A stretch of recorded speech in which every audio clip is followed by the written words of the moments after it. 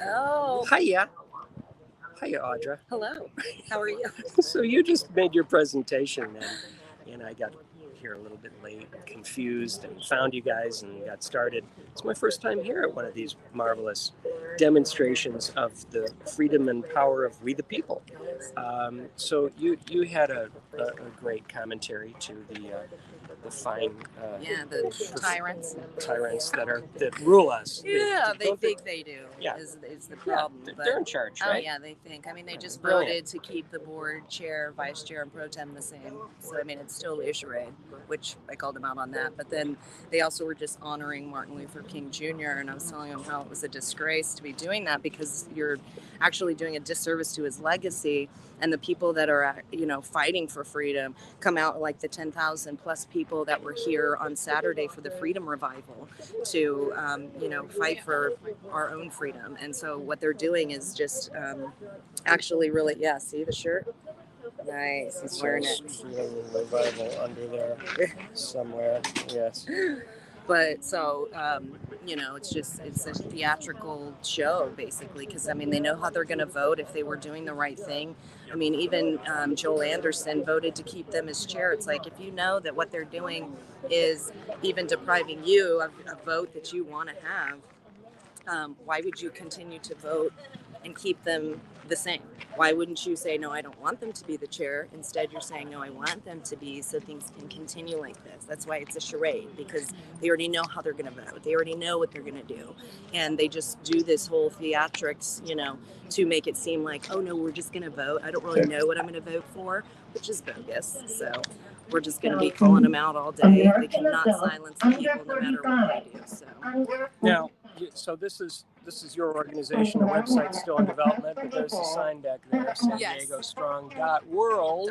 But my organization too is San Diego Storm, so it means standing together, organizing a revolutionary movement, which is totally what we're doing. I hadn't heard that acronym yet. That's lovely. Right? What's the URL or the? Well, it's just on Telegram right now. Okay. I do have a website. It's called STORMtroopers.info. I just need to update it. It was in the beginning when we were fighting things last year that I had a bunch of bills and different laws and different things like that were on there. So I need to update it, but that's still the website. As a purple themed guy, you rock this purple. Just thank you for thank you for the courage and stepping out. And from the many presentations that you've made, you're so articulate and concise every time you speak to these good people, the public servants of our world. They forget their servants. Yeah, of course. Well, they've forgotten. Now, I'm wondering, have you guys focused on the follow the money, who they're really working for? For sure, yeah. I mean, Nathan Fletcher's got ties with the World Economic Forum and they want transhumanism. And so it's kind of interesting that they want to act like that's not what's good with them. Oh, so how exactly or generally is Nathan Fletcher connected to the World Economic Forum? Oh, well, he's on there. He's right next to Klaus Schwab with it, basically. I mean, he's one of their members. Very terrifying because, that's the agenda that they're pushing with this whole, it's like Agenda 21 and global climate warming and all of these, the nonsense. And so they're just really trying to keep us into really compact, tight areas. They don't want us traveling. I mean, they're always doing travel tax and, trying to build homes, which they can never complete any of these projects, but they want to build them so that we're all in a tight, knit area so that, we can't leave where we're at. They want us to use, public transit, which isn't even feasible right now, but that's what they want to go to, either that or self-driving cars, and that's even more terrifying. Right. Now the general public has no comprehension of this. How are organizations best coordinating to help those who need to know about this? Because do you think it would help if more people knew? Oh, I think so. I mean, it's even just paying attention to these meetings because, tomorrow they'll have a land use meeting, which is where all of that stuff comes into play. Because it's for land use and nobody ever usually goes to those. And I make sure I go to both meetings because there's things that has to be addressed. And if we don't pay attention, we don't have any clue on what they're doing. So it's very important to pay attention to all the agenda items I mean, they want to give me a hard time. Do you have to call every item? Well, yeah. Do you have to put that in there? I mean, it's like people don't pay attention, so you guys get away with whatever it is. And even though I know they're going to vote a certain way, I can still, bring light to what's going on so that it can be exposed, because, people but we need to pay attention. There's no time to waste in not, being engaged in civics. I never thought that I would be doing this, but it's great. I know, so right? I think it's really important that we know where, the places that we live are headed. And it's the fact that we're in a position like this, it's because of our non-participation in these matters. And so it's very important that we get involved and engaged in all the things going on around us. Otherwise it just happens and there's nothing we can do about it. Yeah, I had the optimistic naivete that I could delegate certain things to experts, and so my business didn't run as well as it could have, and I should have fired those people. I hate to say that, but because they were my friends. Right. I don't want to say fired, but maybe they would have been better served being somewhere else. And so maybe these people here that are working for Klaus should go work on Klaus's farm or something. I don't know. Does Klaus Schwab have a farm? And if so, what does he grow? Go get him. Regarding the general management system and the strategic plan. I think this we've is seen tremendous change happening at the board level over the last year. The center of the real wisdom right over here for San Diego County. But the vast majority of that work and where the rubber really hits the road is in the day-to-day work of our staff and our team, our over 17,000 county employees, thinking and innovating every single day on how to advance those values and how to do this work and embrace this new direction throughout everything that they do that often doesn't rise to the level of board attention, that is not the subject of a board action or a board letter, but is nonetheless not only important but truly vital and fundamental for advancing the values and the direction that this board has embraced over the past year. Want to just take a moment to highlight an example of why this is important, which is our legislative platform. We've seen just such a massive improvement because previously the old board had been quite narrow and specific and detailed regarding which particular pieces of state and federal legislation that our team could engage on. But last year, we adopted a new legislative platform giving staff broad guidance based on values. And our government affairs staff, which has been empowered to be proactive and creative instead of just reactive, has just been so phenomenal and effective in pursuing opportunities and creating opportunities aligned with our board's values. And I'm very excited about this work. So I definitely want to acknowledge that moving forward, the new board vision and direction is going to take a huge amount of work.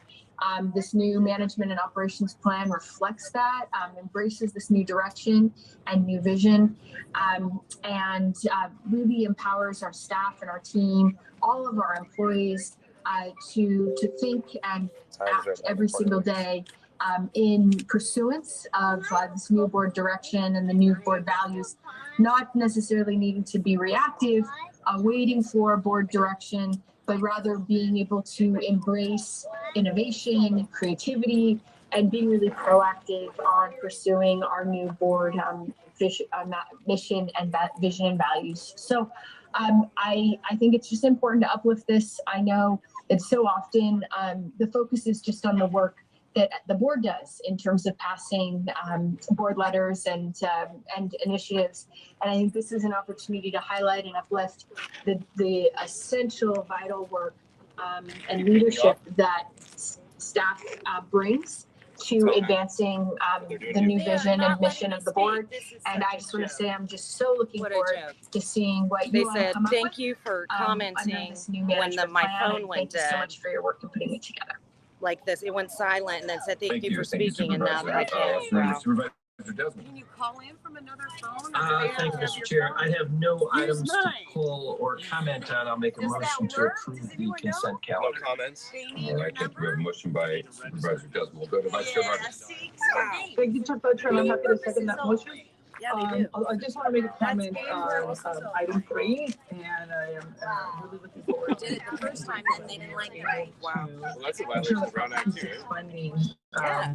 really is helping our communities. I worked on that initiative many years ago, and making sure that What are you guys so we afraid of? have You? additional Because you're smarter than the average bear. Some of these resources are accessible for Right? low-income Californians. Oh, I think such there's most a people now joke. It's such a focus joke. on They're like, low-income man, look, communities, Audra tried to call in and so she it's really can't. important that we do How many Exactly. times is it going to happen? We'll that see. Right. we use It's these okay. resources Just, accordingly. you know, And so the disparities hold our are own real. meetings. And so I want to thank you, That's what we Holly need to do County staff, next for prioritizing the health of our I know. communities that are most burdened by Church. tobacco use and who have the least Like, what a access joke. to comprehensive station, Oh my education, and gosh. support. So happy to support it. Wow. May I second the motion, and thank you. I All can't right, wait got to a hear motion their by Supervisor COVID Desmond, seconded shenanigans. by Vice Chair Vargas. Let me ask the clerk to call forward any public speakers we have on this item. Oh, what? Thank you, Chair Fletcher. And just to confirm for the record, that includes items 3 through 12 on the consent calendar, as well as all the items on the County of San Diego Redevelopment Successor Agency. And with that, we have 3 requests to speak on this item. Any members of the public that requested to speak on matters on the consent calendar, please dial in the conference line now using the instructions that were provided to you. Yeah, it should be good. When it is your turn to speak, you will be unmuted and you will hear a recording that will tell you to begin your comments after the beep. You will have 2 minutes to address the board. Please begin by stating your name for the record. I'll remind the callers that they should mute their TV or live video stream before they begin speaking. We'll begin with our first caller.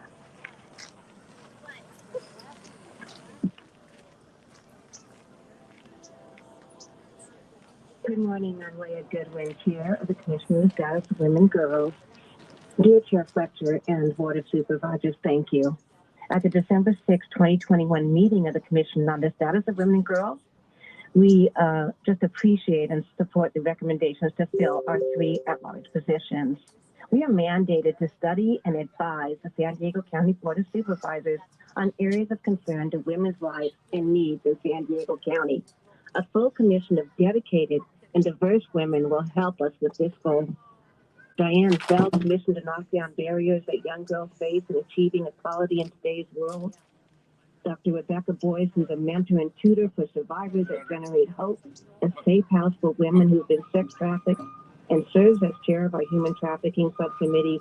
And Holly Herring, a North County case manager who's tirelessly working for homeless outreach, are going to make such a difference for our commission. So we unanimously agree that these 3 women will support the work and serve the county to make things better for all women and girls. And we thank you from the bottom of our hearts for the work that you're doing and for recommending them. Thank you. Thank you. And I'll hear from our next caller.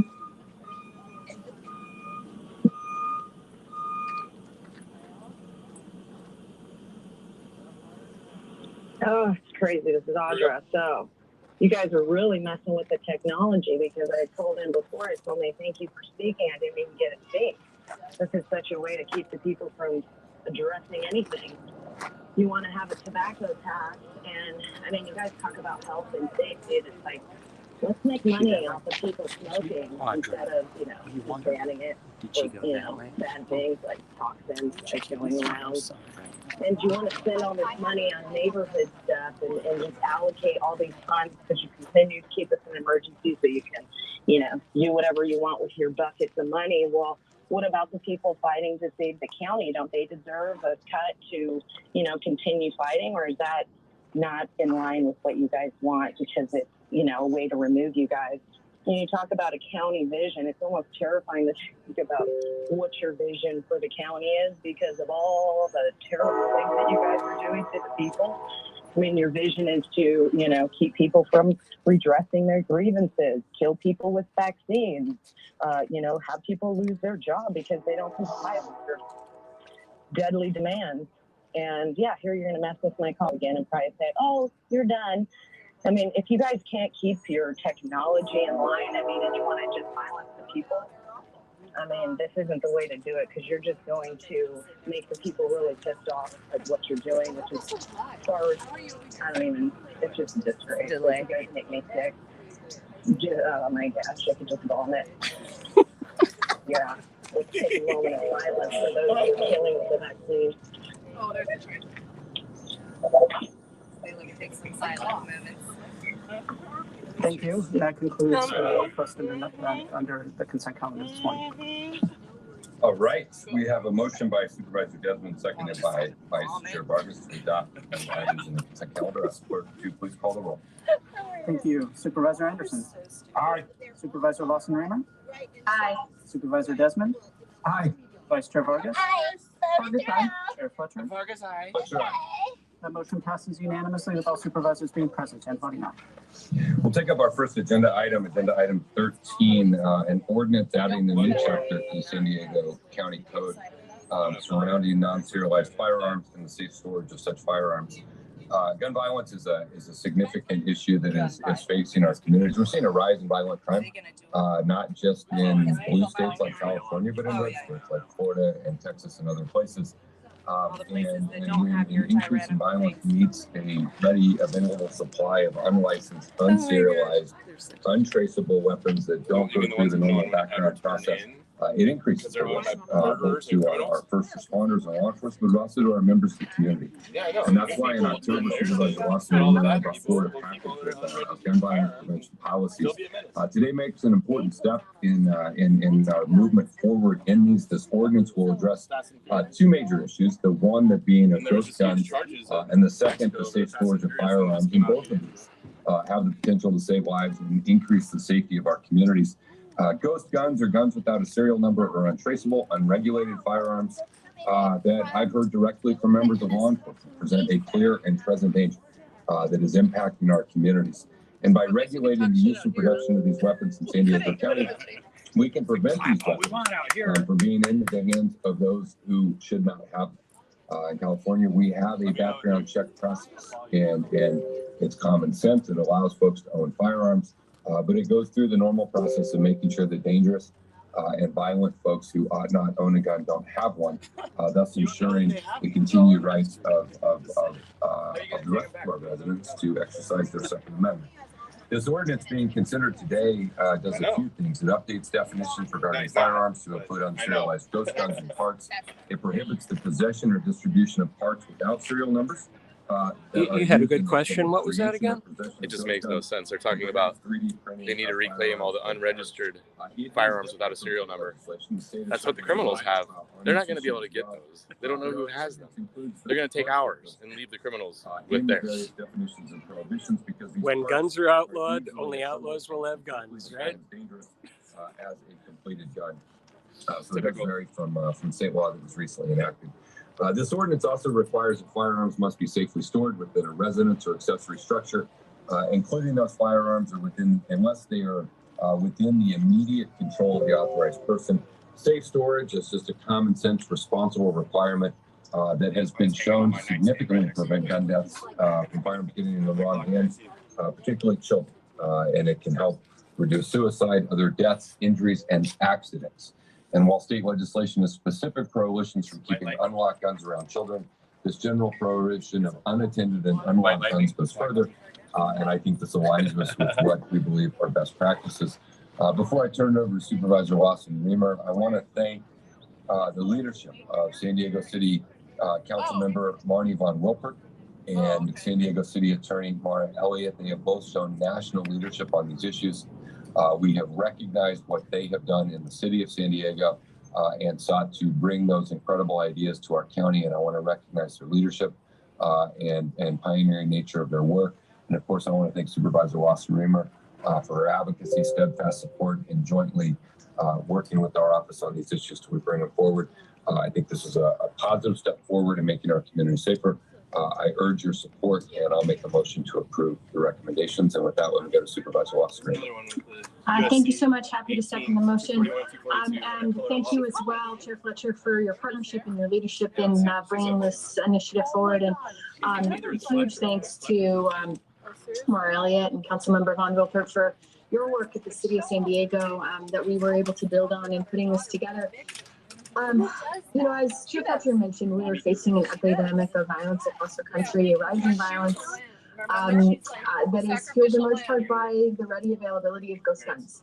I come to this issue as a parent who thinks every day about what it's going to be like to know that my daughter could be the next victim. And I speak to parents day in and day out who are terrified, whose kids come home from school and talk about the active shooter drill that they practiced that day. And the notion that we live in a country where we as parents have to send our children to school every single day, knowing that one of the biggest threats that faces them is something we can prevent, that we can do more as a community and a government to take action against dangerous ghost guns that are untraceable in our communities, and that too often fall in the wrong hands. You got to get rid of them. So I just think it's so important that we are bringing leadership to this here at the county, reinforcing and going above and beyond what we are doing as a state and at the state of California, and doing everything we can to keep our families and our communities and our children safe. So I'm happy to second this motion, and just really looking forward to seeing this enacted in law in our community. Thank you. Thank you, Supervisor Lasser. We got a motion and a second. Let me ask the clerk to call forward our speakers, and then we'll come back to board members for additional comments or discussion. Thank you, Chair Fletcher. We have 9 requests to speak on this item. Also note for the record that we received 85 e-comments, 80 in favor and 2 in opposition. Any members of the public that requested to speak on item 13, please dial into the conference line now using the instructions that were provided to you. When it is your turn to speak, you will be unmuted and you will hear a recording that will tell you to begin your comments after the beep. You'll have 2 minutes to address the board, and we'll ask you to please begin by stating your name for the audio record. I'll remind the callers that they should mute their TV or live video stream before they begin speaking. We'll begin with our first caller.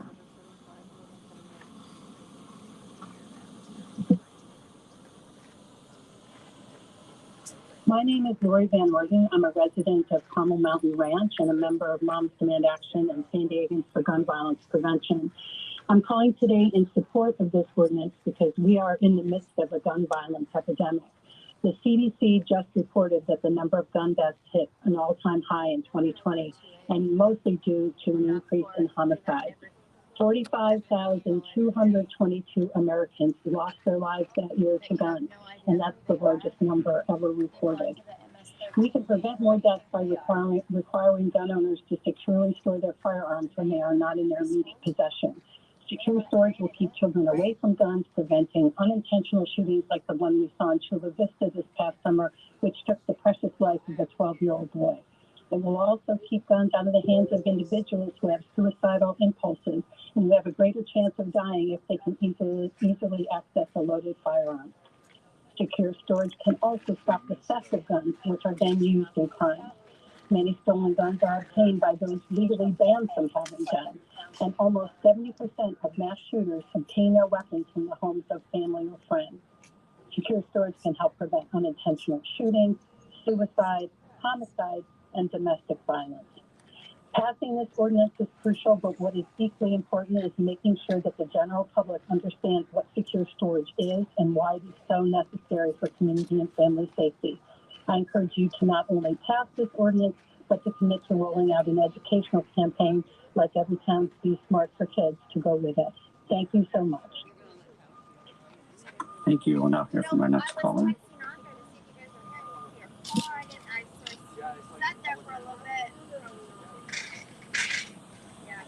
Rose Ann Sharp, founder of Never Again CA. Good morning, honorable supervisors. In the best businesses, disruptors are the innovators for successful change. This ordinance is a good disruptor in the fight to end gun violence. You are disrupting the growing demand for ghost guns that result in homicides. You are disrupting accidental shootings and suicides with safe storage. And you are disrupting the cycle of crimes with guns in neighborhoods with violent gangs. You are true to your mission and oath to protect our communities. Thank you. Thank you. We'll now hear from the next caller.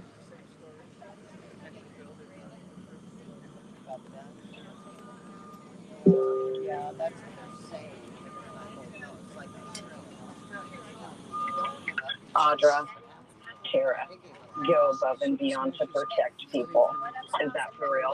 I mean, and that there's a gun violence epidemic, or is there a genocide going on? It's quite funny because you want people to lock up their weapons, so then, oh my gosh, someone comes into my house to try and murder me and I can't protect myself. weird. Feels kind of like, what you guys do. There's no way to protect ourselves, so you think. Well, it goes against the Constitution to try and say that you can't own a gun. And the fact is that the government puts guns on the streets. They take guns from criminals and put them back on the streets. It's great. Then you're going to let all these MS-13 gangs come in from Mexico and act like there's a problem. But the idea is that you guys do not want us to be able to protect ourselves. I wonder why. Because you have FEMA camps that you want to put us in, and you know that the American people are going to do everything in their power to protect their family and their own lives while you're coming after us. I mean, it's quite a joke. Because Tara, I don't know how many times you've thrown your daughter into the mix of saying, like, she's going to be shot, or, we could be killing her. I mean, whatever it is, it's a disgrace that you continually bring her up to try and, project things upon the people. But really what you're doing is disgusting. You guys are all evil tyrants. And, I mean, I know you love keeping us out of there because you can't see our face and you're terrified of us because you know that we bring the truth, and that destroys everything that you guys are trying to do. No matter what you do, no matter how long you do it, the people will never back down. We will continue to fight for our freedom and make sure that you guys are not sitting there for very much longer. So continue to, keep our seats warm for us. Thank you so much. Yeah.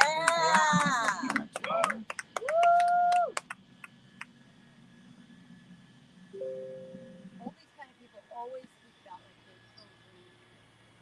Yes, my name is Cornelius Bowser, and I'm Program Director of Japan Outreach, also a member of SanDiegoStrong for Gun Violence Prevention.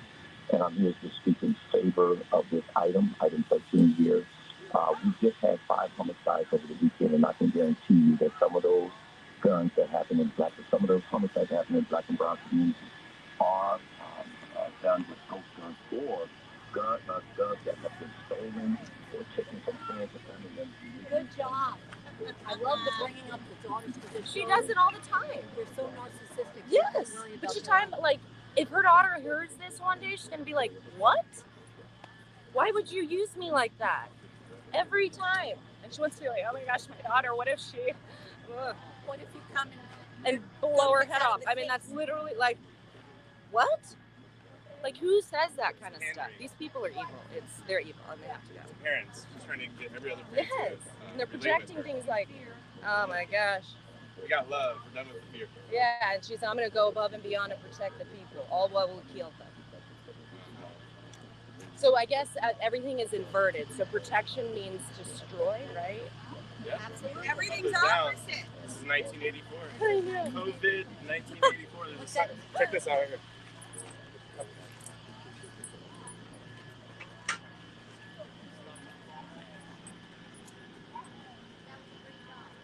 So, for those that may not quite comprehend the parallel, give us some detail. It doesn't take a lot. It's left is right, up is down, in is out.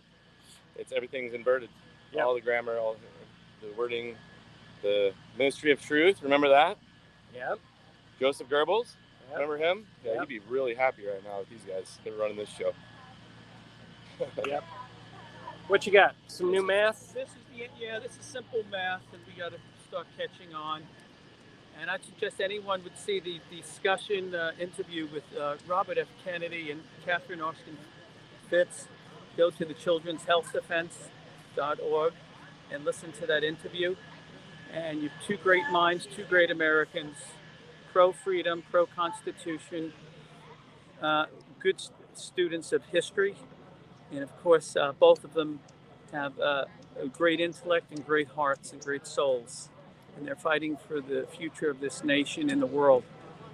And basically, this is their agenda in short term. And after this, we have no recourse. This is the system's agenda, not RFK Jr. and Not at all. Catherine Austin Fitz. This is what they're trying to fight against. Right. We want to run by our Democratic Republic founding documents. And basically, the health passport's already being incorporated. Yep. China has it. And once they meld that, when they make this great reset with the digital currency, they will be able to extract money willy-nilly whenever they want out of your account. You will have no freedom through the health passport. You will not be able to have access anywhere. and you'll be shut off as a citizen of this land and a land of any country. I find it a little bit amusing that we're calling it a health passport, as though health should be in quotes there. Right. What else could we call that passport? It's a control passport. Yeah. It controls, and it's all hiding behind semantical usage of the English language. Yep. And this is what they do. They do inversions, encode. If you study more of it, the general public, most of us are so busy making a living that we don't have time to play with these games. Right. But again, the religious community should be waking up. We need them to be woken up at this point. If they're filed as a 501c3, unfortunately, they're under the jurisdiction of the government. Right. And churches never had to be a 501c3. They could have been a 508c1a, and then thereby been actually functioning as a free church, free to speak. And then, hence, what they're doing is they're putting the state ahead of their leader. Supposedly, they believe in Jesus Christ, many of the churches, but they're not acting on that behalf. Well, most things seem to be a follow the money, would you say? And that's why Jesus, I guess, people who study the Bible will understand, especially Jesus' teachings. Much is spoken about money, right? And who's in control of it. And yep. And you know, and I know that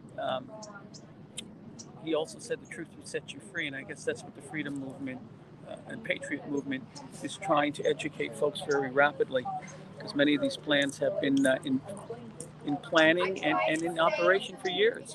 We have already lost our republic. None shall dare call it conspiracy. That book goes into a lot of the geopolitical arrangements and adjustments that have been made to our culture way back. We were just very lucky that we had a couple patriots who were probably part of the 1%. Both Kennedys, their family was the elite. However, John Kennedy forgot what they wanted to do, and he went to work pretending to be a real president, and we saw what happened to him.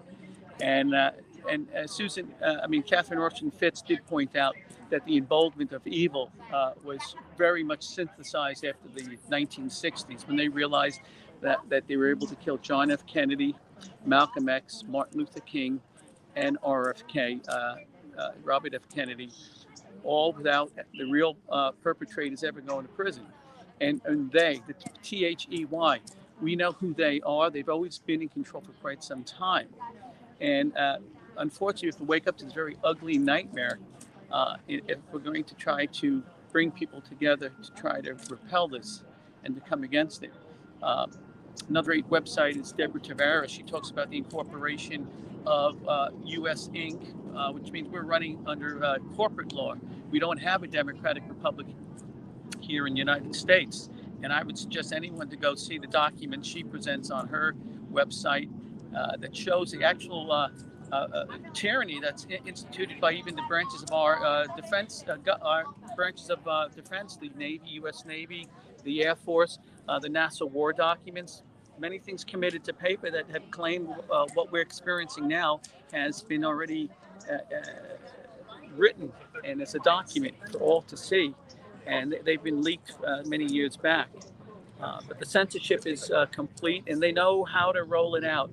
And that's the challenge. So we do need divine support on this. We can't act alone, because at the moment they own the game board. So I'll just end it at that. We have to kind of grow up. Yeah, Tavares speaks a lot of truth. That can be pretty scary. She doesn't seem to be a cheerful, upbeat. We're going to get out of this kind of person, but oh man. She's the literal Debbie Downer, but you know what? It is the medicine we need to hear. Yeah. Sadly to say, we need to know the truth. Yep. And I would pray for these Christian communities and all places collectively. They have a captive audience every week, and they could educate if they choose to do so. And I think that will be a great force to contend with throughout the United States and the world. The churches wake up. Well, maybe we can speak to some of them. I'm collaborating with the PMA team and others that are coordinating, helping businesses to escape tyranny. And perhaps some churches can shut down for a day or a week, whatever it takes to restructure come out of the 501c3 chokehold and restructure as was actually originally intended to function freely. That was how churches were supposed to function.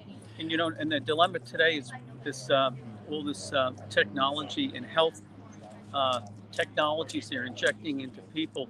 I think a lot of the Christians are confused to realize that the process of the mark of the beast and even they're calling it the graphite hydroxide or graphene oxide. There's graphene different oxide. debates Yep. about the two different chemicals. Oh, okay. They're Got registered and actually they have numbers that are 666. If you get into the study of that, it's blatantly patented and written down in different areas of that this is literally 666. And just because it's taking time to be developed and evolve into eventually the insertion of potential chips and things of that nature, it's well on the way right now. And I think the Christian community are completely or deliberately blindsided. I don't know. And Scripture does say that many of the churches will be apostate, and maybe that's what we're experiencing. We're a witness to it right now, and we're supposed to come out of the churches. And hopefully more of the Christians will start seeing that if their leaders are not good shepherds and they're not alerting them to the real danger of the wolf in sheep clothing. And I think that's what Christians are being fooled, because we all want comfort. We all want safety. We all want things to be, we don't want to be interrupted. We're all that way. But we need to accept our truth. Indeed. Thank you. You know, I am realizing time. Can you give me a time check, since I normally use my phone as a watch? Me too. I've gotten 11:02. My car's 11:02. Run out. But thank you for recording. I hope I. Well, you know what? I'm gonna actually, because I missed my 10:30 a.m. moment. I'm gonna ask a follow-up question. I've been in flow and I missed. I've got 2 minutes before my meter runs out. Right? Okay. So we are of this world. We are of man. Right. Here's the follow-up question. Dr. Shiva is really he's really upset with RFK Jr. and the Kennedys in general. Boy, he's a very wise truther, but he sure has a lot of nasty things to say about RFK Jr. Do you ever follow some of the things he has to say? And what's your take on that? I don't follow his, and I'd like to learn more of it, because at this point, I'm trying to find the spirit in my gut, where we know a lot of time of the biome and our real health originates from. Also our psychological and spiritual health. We're very complex, made very wonderfully, as the scripture speaks about man. But getting back to the Kennedys, people have to realize the Kennedys might have been originally, and I'm reading a book, None Dare Call It Conspiracy, written in, I think it was published in 1971. The Council on Foreign Relations had control of both political parties, and I believe both Kennedys, John F. Kennedy and Robert Kennedy, was a part of that ilk. But as you realize, when John Kennedy took office, his father, Joe, who was really the capitalist, took ill with a major stroke, and he had no longer been commandeering his children. And so they were running kind of independently. And I think John F. Kennedy and his brother Robert, from all the lessons and things that they studied, did have a deep love for freedom and our founding fathers. And I think they would happen with them. And they are of that 1%, there's no doubt about it, but they defected. I think they abandoned the cause. And that's why they got shot. When you saw what John F. Kennedy did, you started to realize that they could not have him around any longer. I think the thing was, he started printing money not from the Federal Reserve any longer, and he went to the U.S. Treasury, interest-free. Apparently, he broke up the CIA in many portions to get away from the Dulles brothers, who were very powerful in this New World Order. And he fired them, basically. And that was a vendetta not to be forgotten, and it wasn't. And thirdly, he would not sign the executive order to commit troops to Vietnam, because as soon as he was shot, I think Lyndon Baines Johnson signed 250,000 troops to Vietnam, and Kennedy was not going to do that. Telling me and so, strike one, strike two, strike three, he was gone. And I think if you even study the other people that were assassinated, but I think a broader report as well. If you listen to Malcolm X, the number of lives lost, late in his career, how he started talking about Yeah. Having that If you listen to presented Martin our Luther board every King's year, speeches Uh-huh. in his career, would be a good Right. thing. they were So pointing I'm to the inclined 1%. They to started accept that with the talking broad about the big boys.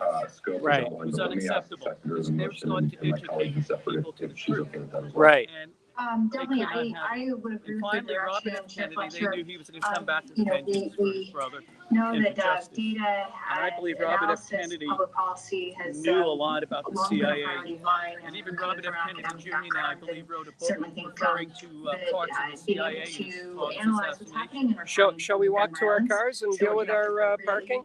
Get my missus Just and a to little me, the dog. only question is on feasibility. So if We're gonna walk to our cars and come right back. Okay, brother. Helen, if you think this seems feasible, then I'd be happy to accept it as a friendly amendment. Thank you, Supervisor. Yes, this is feasible. Thank you. Thanks. I would like to make sure, though, that it doesn't get watered down, that it doesn't specifically look at this particular ordinance and see if this ordinance that passes today is making an impact or not. You make some Well, I really think great if we get a points. comprehensive You obviously list, So therefore, know the history quite well. The Kennedys are suspects with the one. They were definitely part of that ilk. There's no doubt about it. But I think John F. Kennedy, you got to remember, he was. They all enlisted. They did pay with their own blood. His older brother Joe was on an experimental or a secret mission where apparently it went bad and it blew up his plane with the high explosives that were. He was running a very a noble attempt in fighting the Nazis. Joe Kennedy, the father of the Kennedy boys, was very anti-communistic. Right. And that's what we're living with today. We're being taken over in the Communist Manifesto, and it's been happening over years. Yep. Kennedy was in the way. Yep. He was going to speak out. They knew he was a very anti-communist. And as a soldier, he survived a near-death situation with PT-109, where he wrote that book, and he spoke about they were cutting went for their life, and he actually, I think he might have got a medal. I'm not certain on that, but he saved certain soldiers on his boat. I think he was captain, or he was the lead officer on the boat, and they survived. I think those things, when it happens to human beings, they get a reverence for life, and I think their life history and development through the father, the discussions. They were very well-read family, being perhaps of the upper echelon. Nonetheless, I think those lessons of life and liberty were more important to John Kennedy than the 1%. And that goes for his brother, too. And now I believe, Cheever, I don't know what he said. I'd have to look into that. But I think our only hope right now is we have a very opportunity, I believe. And I'm showing you a sign here about Kennedy. I don't know what his intentions are. I just did it out of jest to kind of provoke thinking. And I'm a former teacher, so I used to make signs in my class for a presentation. So both these people, I think, are fantastic people.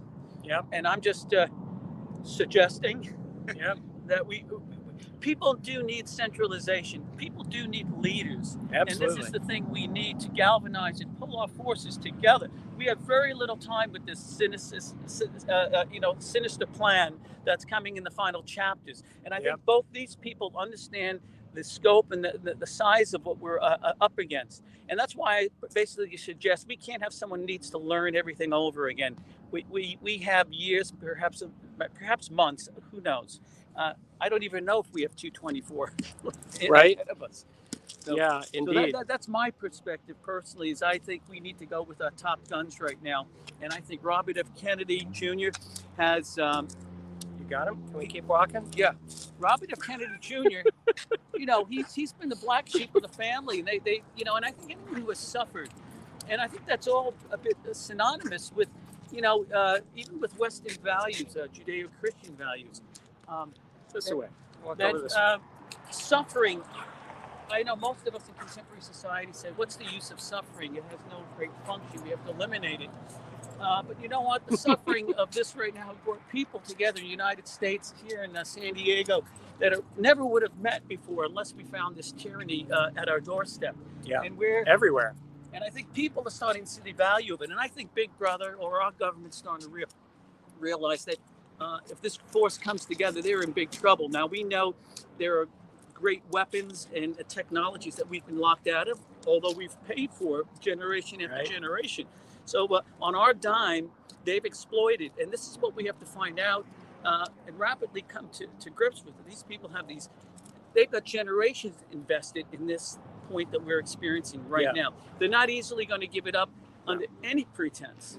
And they have everyone already aligned, and unfortunately they're brilliant. But that's when you get the game board, you've had it for like over 100, 200 years, you do have an advantage. So I just did this quickly. I made a silly there's more. A silly board, realizing that all of these things that we hear that we call conspiracy are realities. And there's much more to this. Oh, yeah. And it's been incorporated in our agencies, our governments, our treaties, on and on. Yep. And I've come, it's like a nightmare come true. And I made this sign one time when I finally was fidgety and I had to go to bed. And then these were the thoughts that were collectively meandering in my brain. And I was actually giving up. You give up hope. We go through mountains and valleys in thought and feelings. Yeah, that's it. And this is what happened while you were working. Meaning, exactly. Folks, we pay for it. Right. We pay for this.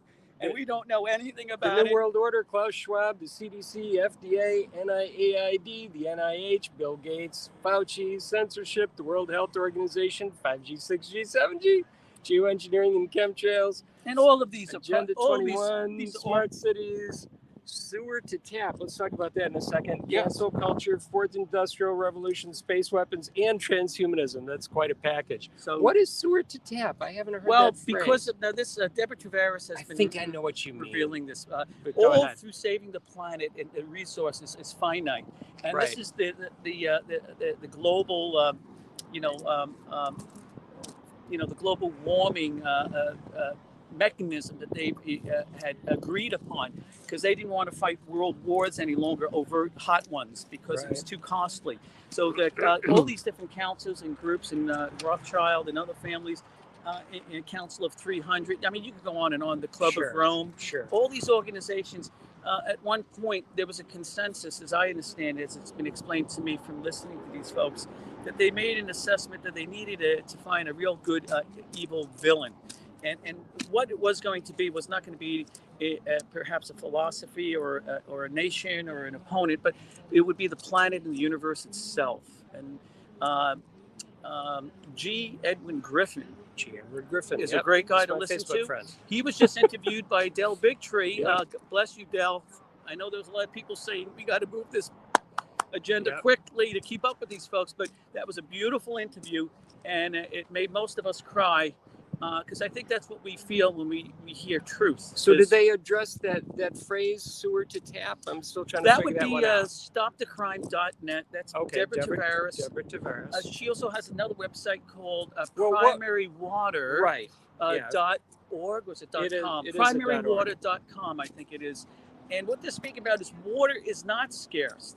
Many of the principles of global warming have been created by these groups in order to blame it on something else other than themselves. So when we say water to tap as a nice, concise phrase, what's the simplest definition of that phrase? Well, they're going to take the water that we pee and crap down our sewer, and they're going to recycle it and put it through your home.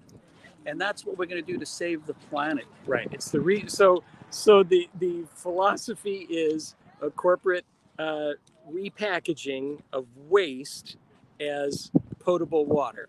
Exactly. Drinkable water. And we're guilty because we use resources. We are it's our fault. It's gotta be your fault. Yeah. It couldn't possibly be the corporation that has all the money, power, and strategy to create things. No, let's blame it on the little guy. Another thing to pay attention to, Deborah Tavares has been a beautiful student at bringing this to light, was the Great Water Project of Gaddafi in Libya, where they actually accessed what they call primary water, and they were starting to liberate Africa, which was really... So that's why Gaddafi was really killed, kids. Yes. Anyway, Maureen, I'm by the car. There you go. I'm sorry. No, it's a wrap. You've covered so much. Where can people reach you and see the wisdoms that you have to share, brother? Well, the websites I would do is to share, not me personally, because I'm not coming up. I'm a student also, but I would go to the Children's Health Defense.org, Bobby Kennedy's website, Robert F. Kennedy Jr.'s website. Yep. I would go to the StopTheCrime.net. And I'm sorry, my missus is trying to get a hold of me. It's real world. Yes. Real life and, in real time. I'm going to let me know that I'm at the car. We're about to leave. So, do you want to tell the general public, give yourself a nickname so they can say thanks? Well, no, you don't have to thank me. There you go. Just I'm by the car, honey. Where? Oh, you're coming there. Okay, great. She's coming. No, I'm finished. There you go. We're finished. I would go we covered to so much. The Highwire. Of course. Anything about vaccines or these bizarre experimental jabs. The history of it. I would definitely read Robert F. Kennedy Jr.'s book, The Real Anthony Fauci. He'll bring you up to speed very quickly. And I think that's what we need to have a consensus of immediacy of what we're up against. And, right on. And I think that's the frightening thing. Thank you, brother. Thank you so much. I really appreciate your time and wisdom. I'm only a student. And I'm hoping that Dr. Shiva can find a middle ground so we can have a little less conflict and blame and just find the stuff that we agree on and work together on. I think we can all do that with all of the people that are really on the same side. Then it's better for everybody. And I'll look into his criticisms. I haven't. Basically, he seems to have a problem with RFK Jr. having worked with or promoted Hillary Clinton. One of my concerns is that RFK Jr. seems to believe the whole climate change philosophy that the corporations are promoting. And it's a little more complex. Is climate changing? Sure. Is there pollution? Sure. Are there problems? Sure. And could the corporations do a better job of fixing those problems than the governments, than the general public? Sure. My wife points out that, when you think about the carbon dioxide, I guess the most important fact is that it's 0.035%. And now they're saying it's 0.04%. Yeah. And to make it comprehensible for me, when I translate it to money, 0.04% would be like 4 pennies out of $100. Well, here's and the other hilarious part about that isn't carbon dioxide good for plants? Yes, it is. Without it, we die. Last I checked, there's something really great about carbon because we're made of carbon and carbon dioxide, and the anti-carbon agenda just might be anti-life. I don't know. Take a look. Yeah, listen to Bill Gates, right? Take care. Thank you, dear. Thanks for taking care of him. I'm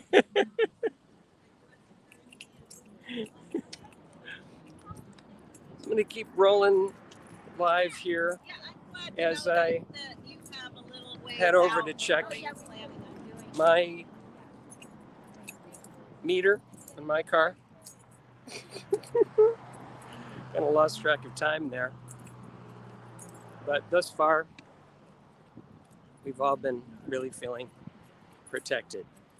And since I now have this pattern of ridiculously long live streams,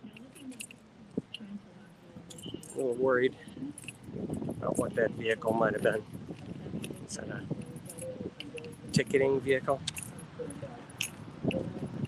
Woo! I'll find out in a minute.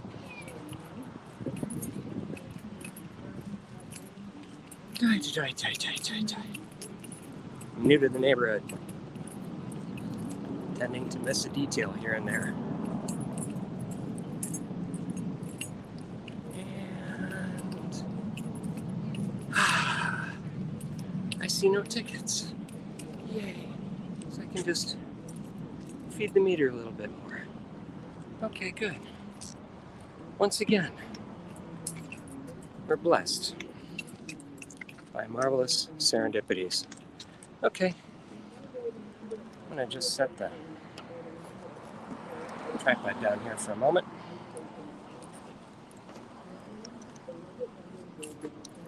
Da-da-da-da-da.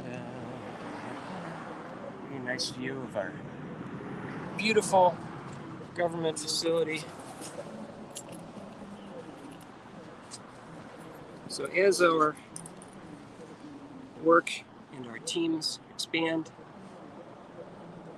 I will be able to do more better with this kind of content, share the message, create the content that will build those strategies to strengthen mankind. The Mankinder movement is all about, designed for.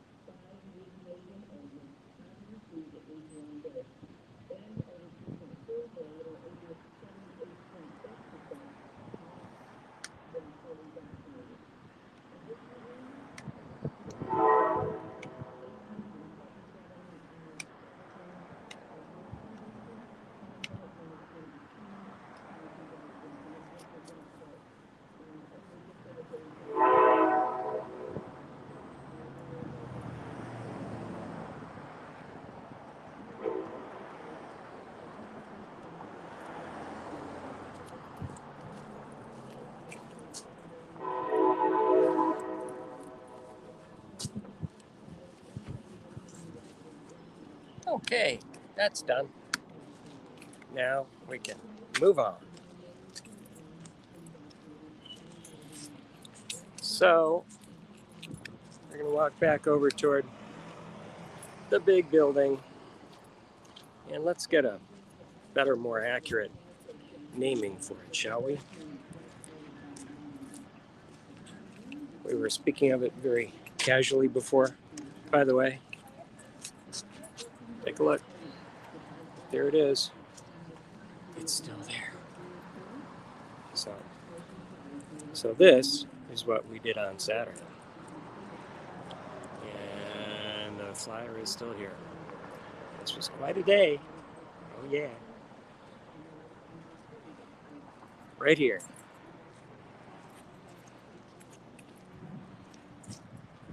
Filled up this area entirely.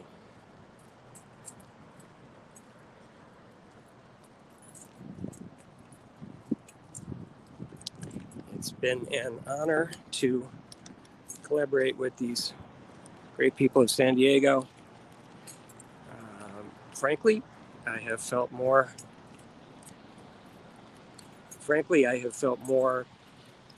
All right, say that one more time for the camera. Frankly, I have felt more team spirit and camaraderie and efficacy of collaboration, efficacy of organizational collaboration in San Diego County than I did in Los Angeles County.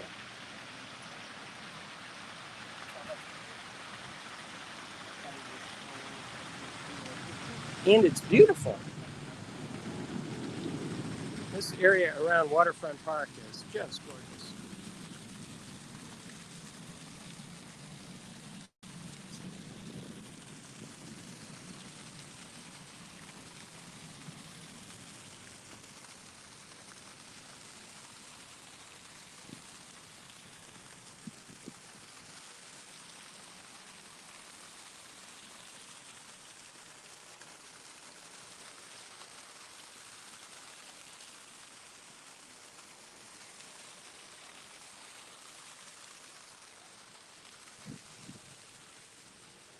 It's pretty cool for mechanical fountains. Natural water is even better. But they've done a nice job with this place.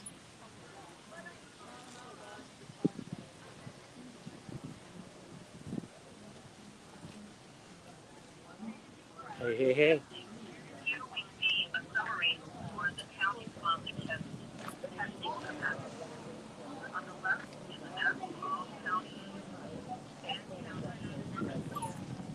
Hey, I'm going. How are you?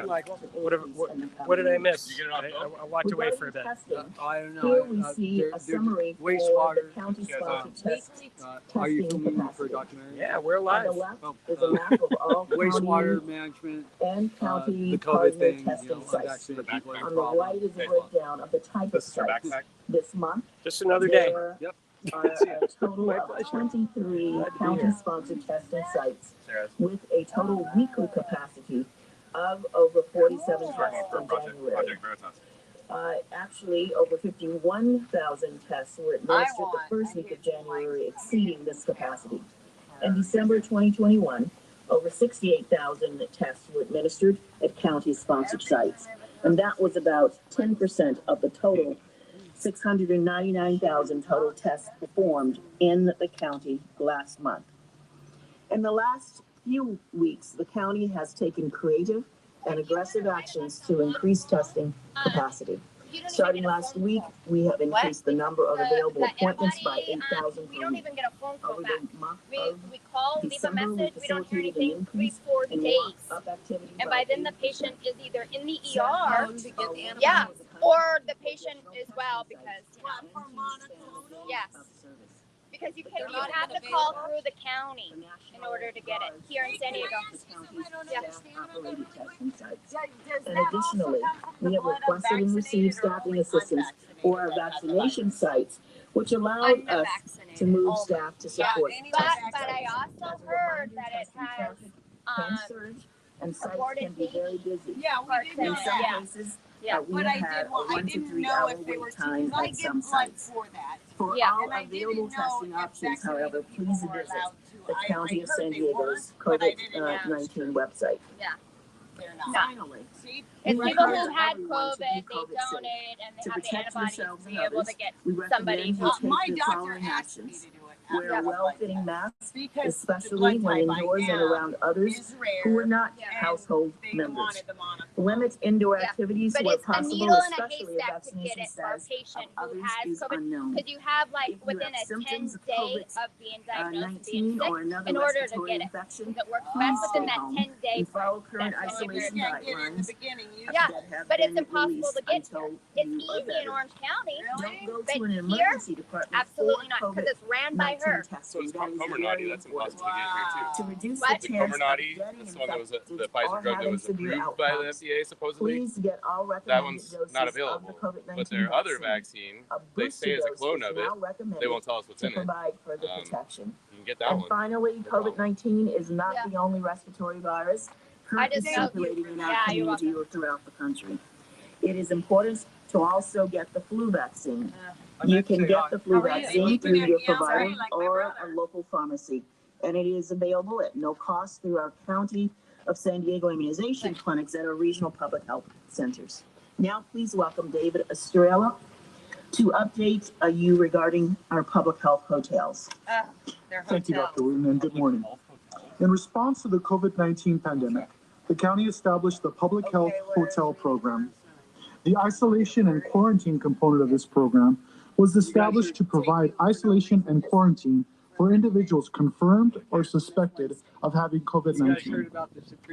In late December of 2021, the county saw a significant increase in referrals to the public health isolation and quarantine program. No, it's about 1,000. On Monday, December 27th, the number of referrals received exceeded the number of rooms available.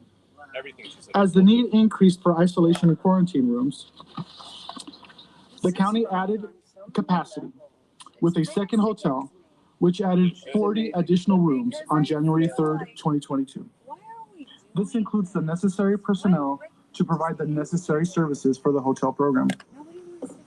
Additionally, new guidance from the CDC and the California Department of Public Health has been released, allowing shortened isolation periods from 10 days to 5 days for persons who are asymptomatic and have a negative COVID-19 test on the 5th day of isolation.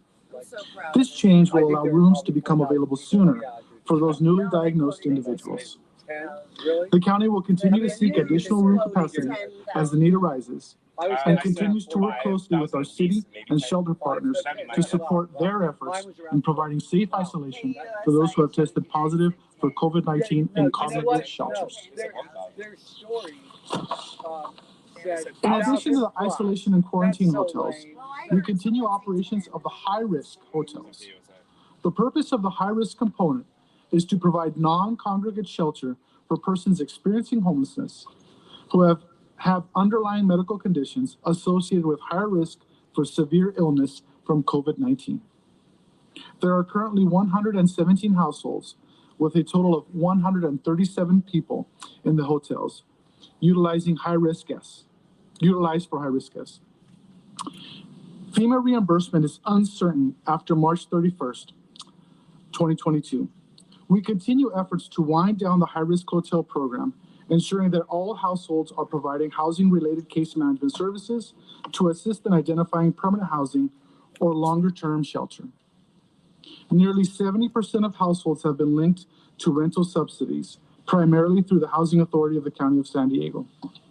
These rental subsidies will be critical in ensuring long-term success in permanent housing.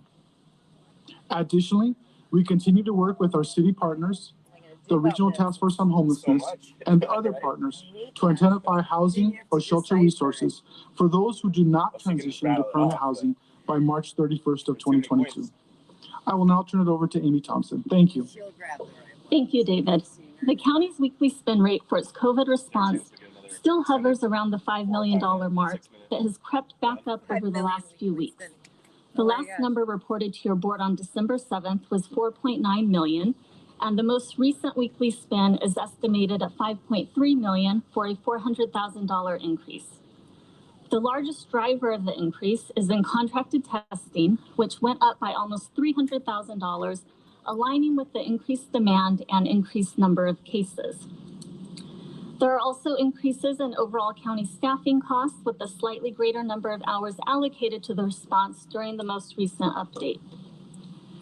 Additionally, as we continue to align public health hotel room capacity with need, we may see increases there as well, at least in the short term. The percentage of funding remains fairly consistent at approximately 50% for FEMA eligible activities, with the remaining 50% covered by ARPA funds. As of now, as David mentioned, FEMA is available for eligible expenditures through the end of March. While we have started to see some movement more recently in federal review of FEMA claims, the overall process from county preparation through Cal OES and federal review and approval of claims is still very lengthy. Given uncertainty around FEMA reimbursement timing, as well as response spending overall lasting longer than originally anticipated, the ARPA response contingency funds should be maintained to draw upon if needed. I will now pass the presentation back to Gary. Thank you, Amy. In addition to receiving this update, we recommend your board take the following actions with respect to this item. Ratify all actions taken in response to the local health emergency and local emergency. Adopt a resolution entitled, Resolution Authorizing Continuance of Teleconference Public Meetings pursuant to the Government Code Section 54953. Take any other actions necessary to address the COVID-19 pandemic emergency response. Subject to your questions, this concludes our presentation. Thank you. Thank you, staff, for the presentation. Let me ask the clerk to call forward our public speakers on this item, and then we'll come back to the board.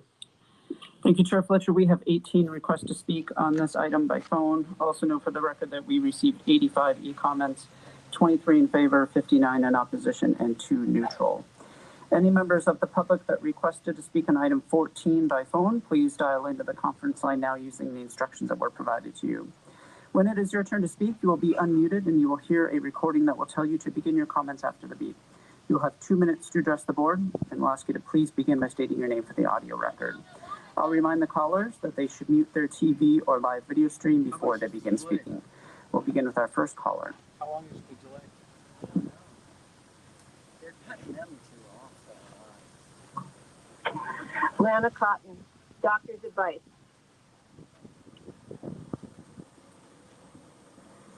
You may proceed.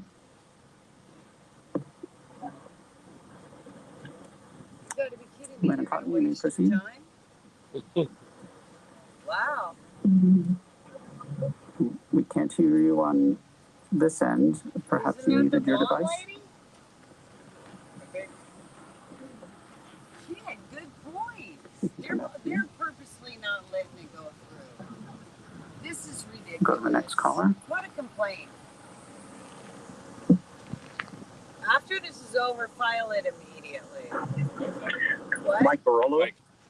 I'd like to point out a letter published in the Lancet Regional Health this last November by Professor Dr. Günter Kamp at the University of Medicine in Greifswald.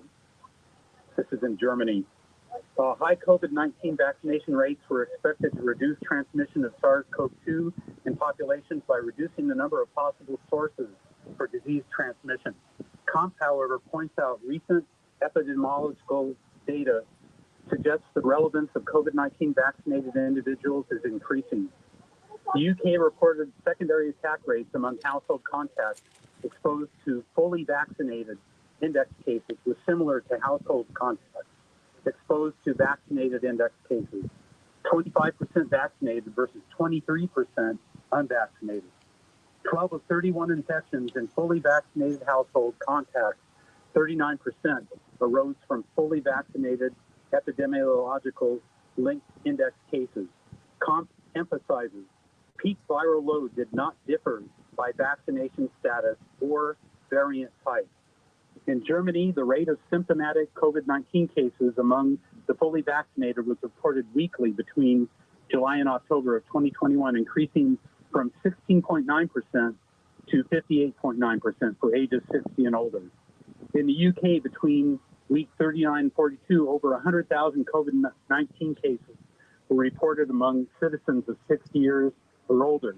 90% of those occurred among the fully vaccinated. 1 week before the COVID-19 case rate per 100,000 was higher among subgroups of the vaccinated compared to the subgroup of the unvaccinated in all age groups of 30 years or more. In Israel, a nosocomial outbreak was reported involving 16 healthcare workers, 23 exposed patients, and 2 family members. The source was fully vaccinated COVID-19 patients. The vaccination rate was 92%. Your time is up. Thank you. We'll go back to Lana Cotton. Lana Cotton, doctor's advice. 200 patients. Tons of people diagnosed with COVID. Some vaccinated. Lana Cotton, if you could please mute your live video stream and then proceed with your comments. You did good though. No, I didn't. I didn't Yeah. get to finish it because there's no timer. And I Lenny, have may no proceed. idea where I was and the time, and I wasn't In able to yourself, finish. you felt that way, but we didn't feel like Cell that. phone into a stopwatch, and you can time yourself as you say it and try and get it down within 2 minutes. Yeah, but I need feedback. It doesn't work. Kevin Stevenson, Reading item what? 14. This sucks. Yeah. You may proceed. I don't think you know how good you did, Mike. hi. Really, it was very Yeah, good. so Kevin Stevenson. So I just want to start by saying I'm glad that these meetings are virtual because that way the anti-mask lunatics do not have the ability to spread COVID or threaten to commit violence. Violence? In any sane Violence. society, me supporting the supervisors who are trying to slow the spread of COVID-19 would not be at all controversial. That guy again. Despite some people's efforts to smear me in right-wing media, intimidate me with text messages, and give out my personal phone number, I will not be deterred. I don't know.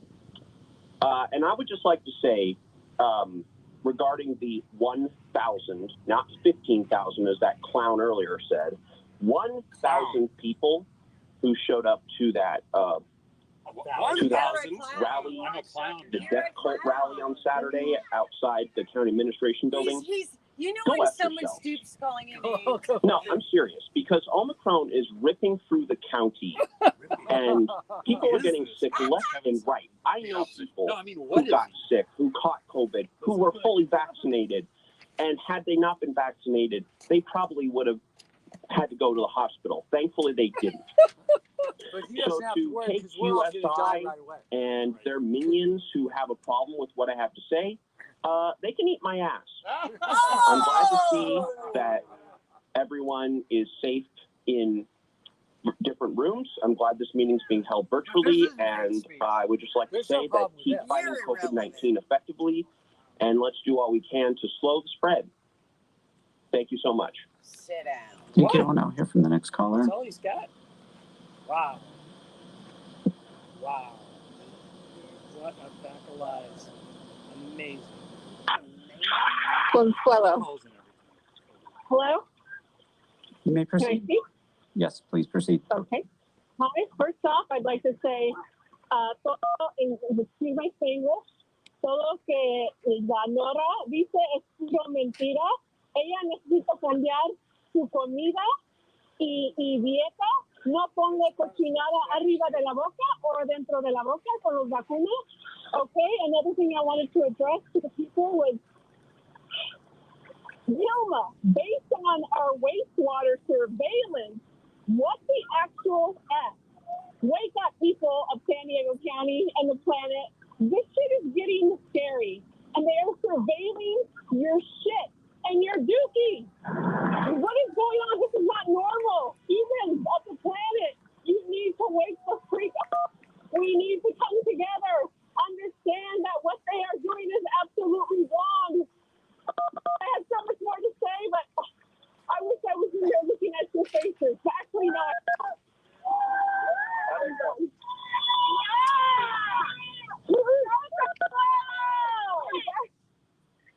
I'm done. Oh. Killed it. Nice Oh job. my God, that was so stupid. Oh God, I didn't even. What'd you say? That was so good. Thank you. We'll now hear from the next caller. Andrew Potter, he always has that monotone voice. If I can use your phone. Audra, oh, what a joke, Wilma. Kevin, poor baby. Anyway, so yeah, you want to talk about 204% uptick in cases in hospitals. You never really define what's not vaccinated, not fully vaccinated, or fully vaccinated. You want to say that the not fully vaxxed are the ones spreading cases when they've actually had a vaccine. You never say it's the unvaccinated. You say they're not fully vaccinated. So that's a problem, because you guys, the more you vaccinate people, the more problems arise.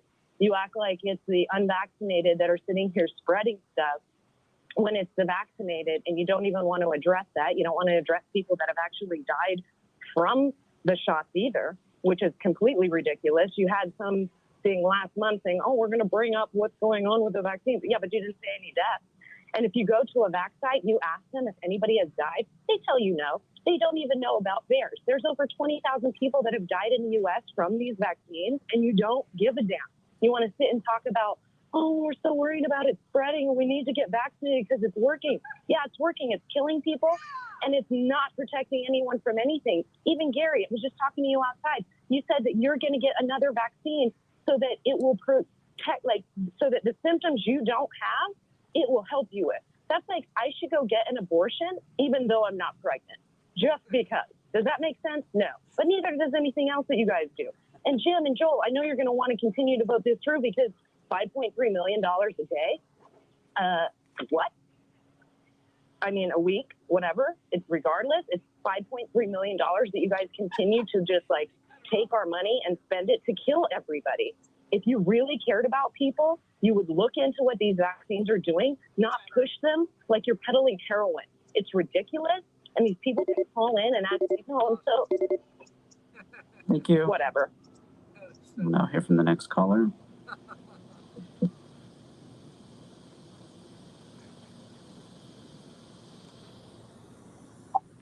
Good afternoon. My name is Becky Hofstad. Good leadership is not knowing everything there is to know or even always making the right decisions. Good leadership is a willingness to consider evidence that contradicts prior beliefs, the humility to admit you are wrong, and then pivot accordingly. You have trusted institutions which for good reasons have lost public trust. And you consistently ignore the growing number of studies demonstrating the more we vaccinate, the worse things get. Consider recent astonishing admissions from the CDC that 50% of COVID hospitalizations are with COVID, not from COVID. And 75% of COVID fatalities had 4 or more pre-existing medical conditions. This is no longer the pandemic we thought it was. We know so much more, including both vaxxed and unvaxxed can contract and transmit. My study candidates before the board when an emotional Sarah Lawson rumor scolded the unvaxxed for compromising the health of her daughter. And then lo and behold, albeit vaxxed, boosted, and matched, she contracts COVID herself and becomes a possible transmitter for her daughter. The incontrovertible inconsistency of current policy versus current reality cannot be denied. Rather than protecting San Diego, vaccine mandates have dramatically decreased There's protection. a huge outbreak in We cases, have and experienced fire station keep groundouts, vaccinating people. fewer How is police that on the helping? street, I'm confused. and a shortage of experienced nurses. But they are working COVID-positive because they're nurses are killing allowed people and on the making job people go to the as long as they're hospital now. vaccinated. They are But safe COVID-negative in their nurses eyes. are fired if they're 'Cause not. it's like protecting them Our from police and fire people rescue who would departments do have had something. to suspend Academy of Operations because of COVID outbreaks a month that the gig is up. Your positions are indefensible. You can step off the carousel with the simple words, we were wrong. Acknowledging that mandates are not the way forward. Irving, please Thank you. finish. I have one. Now I'll hear from our next caller. I don't know. I not yet. Barbie Diego. First off, Dr. Wooten, you have a conflict of interest with UCSC. Also, Dr. Wooten, your numbers are baloney. I am a healthcare professional working the front lines, and I will whistleblow all day long. You have given numbers to us only to report stats on the unvaccinated. We are not allowed to report adverse reactions to the VAERS website. The majority of the hospital are vaccinated and are critically sick. You want to stop the madness? Stop the vaccines. The vaccinated are shedding and transmitting their spike proteins, which are causing these different variants and sicknesses. Per your policy, doctor, patients are near on their deathbed with oxygen levels under 80%, which are admitted, and then given the poison of remdesivir and vancomycin, which shuts down major organs. They are then vented and they are being set up for death. Under your orders, doctor, night shift employees are to take away call buttons, cell phones, room phones, taken off oxygen, lowered vent settings, and feed the confused and stroke patients so they will aspirate and die. You are nothing but a murderer, and the same with anybody who follows your commands. Nice. Thank you. Thank you. Now hear from the next caller. Yeah. Well, the other one, the other blonde couldn't get through. I forget her name. Hello, Mary D. here. Well, here we are. It was just 1 month ago when Chairman Fletcher publicly patted himself on the back for the Board of Supervisors being one of the few entities keeping their meetings open to in-person attendance. And while open meetings are indeed appreciated by the public, Fletcher's statement that day was akin to a child coming to his parent saying, "Look, Mom, I did my homework." Hello, that is the default expectation. Here's a Wait, what? What? They did what? Oh, they were taking a picture of us. Oh. Good. Got this guy came out. So I went up and I said, hey, you want a close up? Right here. What did he say? Who is it? When she was on, they're trying to find out who whistleblower. Several indoor events at the program, and California hosting week-long festivities for the Super Bowl in February. I learned long ago to pay far more attention to what people do than to what they actually say. Your actions allowing favored and coincidentally cha-ching cash cow endeavors to go forward while blocking public in-person access to our representative republic gives a true picture of where your priorities lie. Money, yes. Democracy, not so much. If we're safe at an antique show at the fairgrounds, safe at a gallery at Torrey Pines, and safe at the upcoming Super Bowl, we are equally safe at the San Diego County Board of Supervisors meetings. Please open the meetings back up to in-person attendance. Lastly, I'm quite befuddled by the state's topsy-turvy public policy carousel that pretends to always put our safety first, but now perplexingly is allowing actual COVID-positive employees to return to work in healthcare settings. Guess we're joining Alice down that rabbit hole. And in closing, I do want to say, Andrew, I just wanted to acknowledge the great job you do at every meeting. Thank you for your steadfast professionalism. Thank you. Thank you. And I'll hear from the next caller.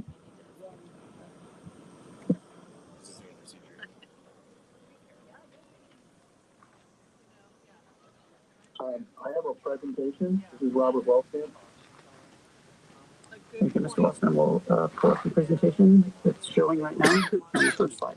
Please proceed. It's showing, but I don't see it on the left. I was No, it's some kind of a suit. Yeah. They're gonna pay attention to your number. Not only are they gonna watch you, they're gonna put things on the internet that are negative about you. Well, my name is. They're gonna destroy. I know, but my name on here that I put is not fake. yours. Oh, okay. I'm proud of you for that. Fake. You got to do that because you're never protected as a whistleblower. But watch all your devices and stuff. Yeah, and I put in VPNs, keep yourself unlocated. Did she like that too much? I was under your policies. We are not allowed to do this. We are not allowed to do that. It's so against theirs. That must just upset you so bad. Well, it pisses me off that my fellow fucking colleagues are doing it. Well, I feel the same. Sorry, my language. It's live.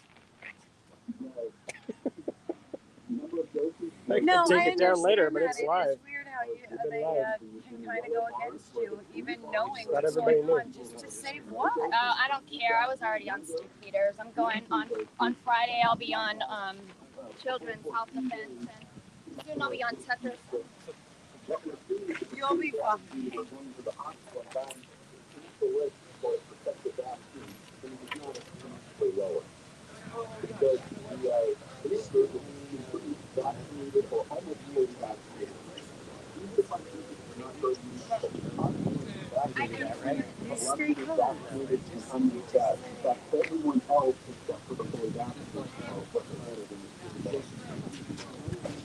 Be honored to speak with you anytime. Yeah.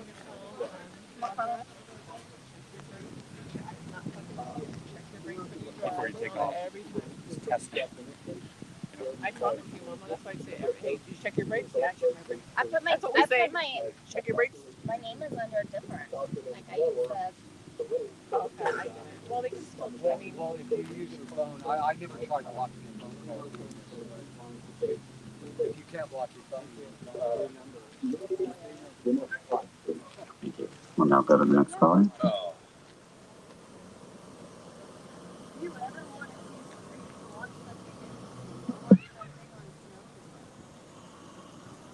My name is Dr. Holly Yang. I am the immediate past president of the San Diego County Medical Society, which represents over 3,600 physicians and medical students. We appreciate your ongoing partnership in ensuring the health of our county and applaud your good work. I'm here today to urge you to strongly consider doing even more. We ask that you implement proof of vaccinations for indoor dining and other high-risk activities, as well as mass gatherings, like other communities across the United States have done. The almost 50,000 new infections reported last Friday to Sunday does not count all those people who have tested positive on rapid home tests who cannot get a test and have symptoms. We all know that number is even higher. For those of you that say Omicron is milder, that may be true for people who are vaccinated and especially those who are boosted. Vaccines work. However, we still have people who cannot be vaccinated, particularly children under 5 years old. More kids are getting hospitalized with this surge. We also have people who have less ability to mount an immune response to vaccination, and we still have a large group of people who have chosen not to get vaccinated who are at higher risk for hospitalization and death. Our outpatient treatments are under extremely short supply. We need time to get these supplies up, but trying to slow down the rate of infections matters. Even if the percentage who get severe disease is lower, the sheer number of infections all at once makes what the healthcare system is experiencing incredibly difficult. This will get worse before it gets better, and it will impact our communities of color, those who are older, and those with disabilities more. Nationally, almost 20% of the healthcare workforce has quit prior to Omicron. Now, with our remaining staff, many of whom are going out sick, we are dealing with an unprecedented number of patients in our hospitals. It is not only COVID patients, but anyone needing care, from a car accident to cancer treatment, whose care is impacted. We will only know if we are through with this pandemic by hindsight. We can all hope this is the last big surge, but we cannot predict that. We need action now to keep our healthcare systems functioning well as we look to the uncertain future. We are grateful for the governor's indoor mask mandate. Please help us care for our community by limiting situations with higher risk of transmission to those who are vaccinated. We need your ongoing leadership in challenging times. Thank you for your consideration and for dealing with all of the things you've been dealing with throughout this, for your leadership. Thank you. We'll now hear from our next caller.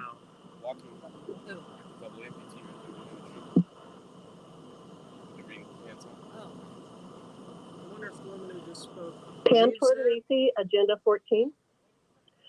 Shocking, back to virtual reality. Agenda 14 Equity Impact Statement ironically professes the county's commitment to transparency and open government and to remove traditional barriers that impact specific groups of people, including women and youth. As a woman and on behalf of the youth of my family, I declare your commitment to transparency and open government fails to do just this with return to your virtual reality.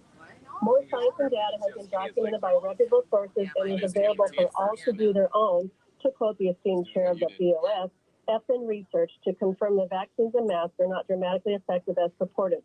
Therefore, step back from this decision and reopen these meetings to the public. Yield the public this accessibility. Do you believe we the people are too stupid and dangerous to allow in-person public meetings? And finally, public health hotels. This is horrifying. Is this the foundation for the rest of the public? You reported on this as if you were reading a story to children. My question, who has the power to determine the quote-unquote guests for these hotels, and how do you round up the quote-unquote guests for this hotel? Shameful. That's a good one. Now hear from the next caller.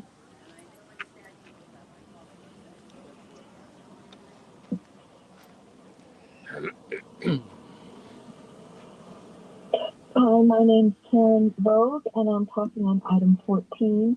I'd like to thank the previous callers for their wonderful presentations. I would like to admonish Mr. Stevenson for swearing during his comments, and I would hope that the whoever's in control of the phone calls would cut them off when they swear.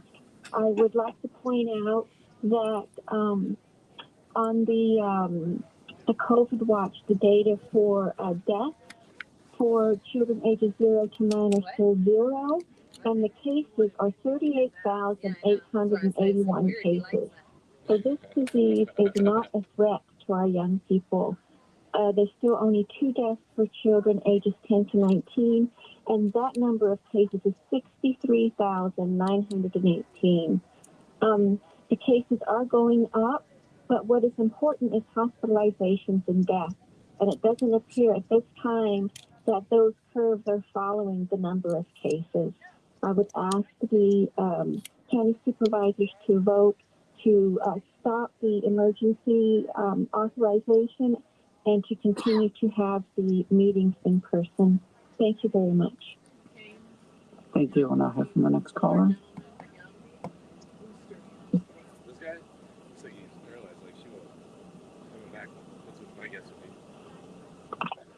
Hi, this is Allie Hartman. Can you hear me? Yes, we can. Please proceed. Great, thank you.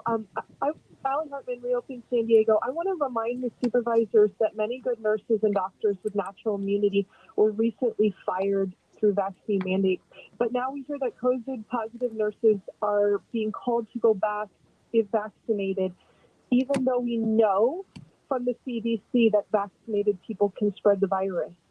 So that's confusing, because why are COVID positive nurses going back into a hospital setting with people that are already sick, and then they're going to get exposed to their healthcare worker that has COVID? So you're going to fire police and firefighters who have natural immunity and have served faithfully throughout this entire pandemic, but you're going to call COVID positive vaccinated people that can still spread it back to work? It makes no sense.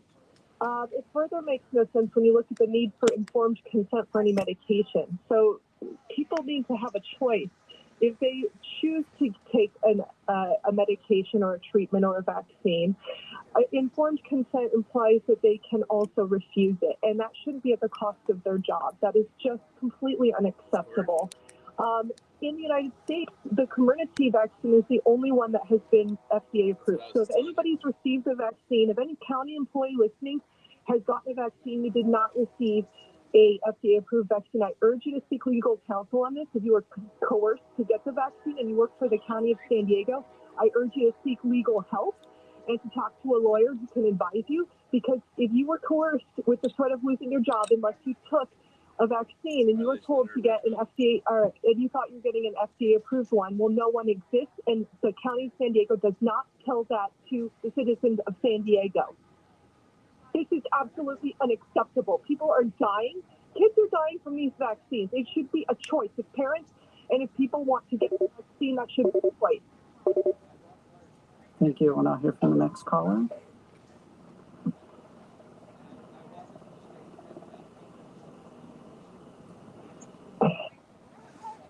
Matt Baker. Yeah. Here. Can you hear me? Yes. Please proceed. Okay, people can put all their numbers up all they want. The reality is we have a constitution in this country. And the First Amendment says we have the right to address you. You shut us down at every point. You try to stop people from whistling. You try to stop people from clapping. You shut down the time. And now you banish people from the meetings. This is all an agenda. It's conveniently following along directly to your plan. Pretty soon you will want to cut our tongues out. It won't matter. The people are gathering. The people shook this building. We shook the building. The people were out in numbers. The people are gathering. The people are strong. You are up so late. You are up so late. You are tyrants. You are pathetic. Yeah. You grasp at straws. You tried to silence the people. You have not. We are growing. We are getting stronger. You are up so late.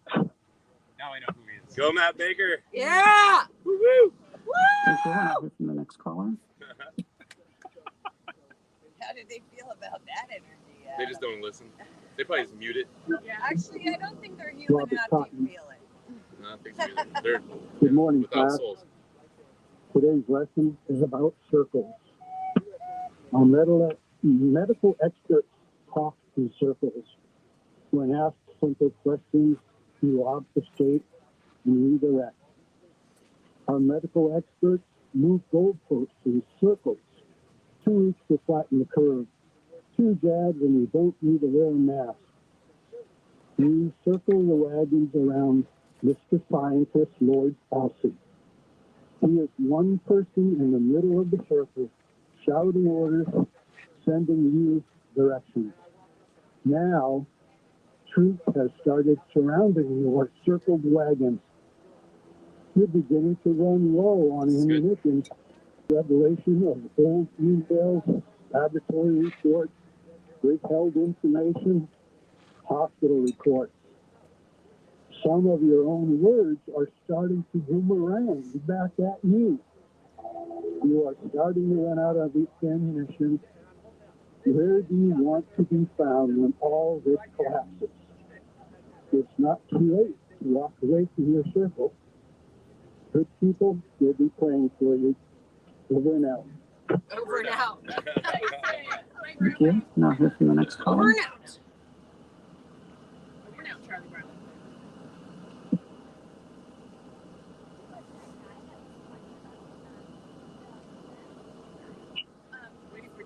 Amber Long. Good morning, Pirate. For those unaware, thousands were out here on the administration building, on the front lawn of the administration building this past weekend. Out there marching around the building in opposition of all that has been going on.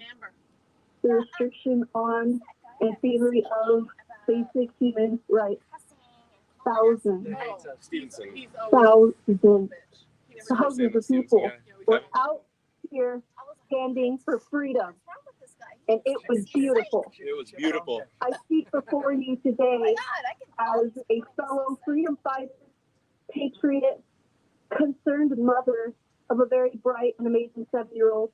I speak before you as a founder of North County SanDiegans Against Mandates. And I must say, I will not allow you to take away bodily autonomy, medical sovereignty. I will not allow you to take it away from my son, my family, my neighbors, and my community, and I will not allow you to take it from myself. I will fight you every day, every step of the way. Every single pushback, big or small, is a victory. I won't stop fighting until we, the people, win. And I won't even stop there, because I will make sure everything you guys are doing and have done will never, ever be allowed to happen again. Thank you. Yeah! Now return to Lana Cotton.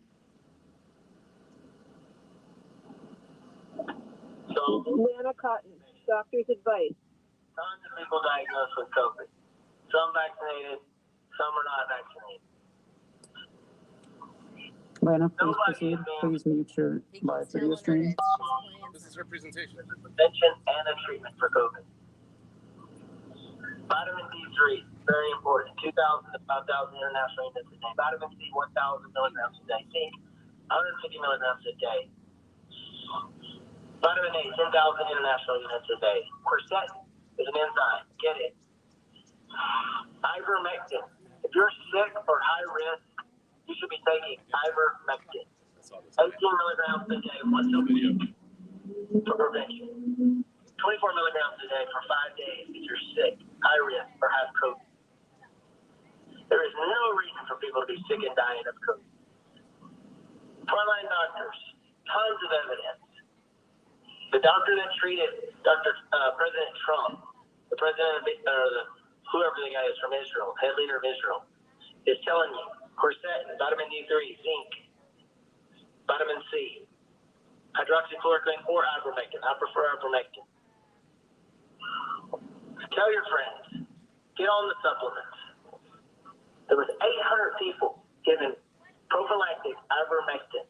800 people in a randomized controlled study. And they were all healthcare workers. Not one single person, not one single healthcare worker got COVID. But in the control group,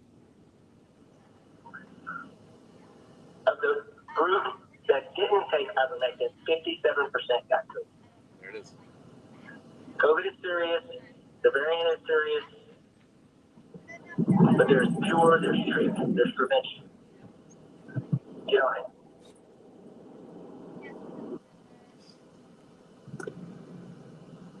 Thank you. And that concludes public testimony in this item, Chair Fletcher. All right, thank you. I'll make a motion to approve the recommendations in item 14. Is there a second? Here comes the Second. all of you We are have a going to motion and a second. Let me go to my colleagues for any comments or thoughts. maybe. Supervisor Wasserman, and then we'll go to Supervisor Desmond. Thank you. First of all, I just really want to thank county staff for all of your work, and thank Vice Chair Vargas and Supervisor Fletcher for your leadership as well on our COVID subcommittee. This Omicron wave is hitting hard, and it's definitely causing us to go back to pandemic operations so many of us thought were behind us. And on top of that, many people are out sick. which is causing huge logistical challenges across our entire economy, in both within our county staff, but more broadly across our county region.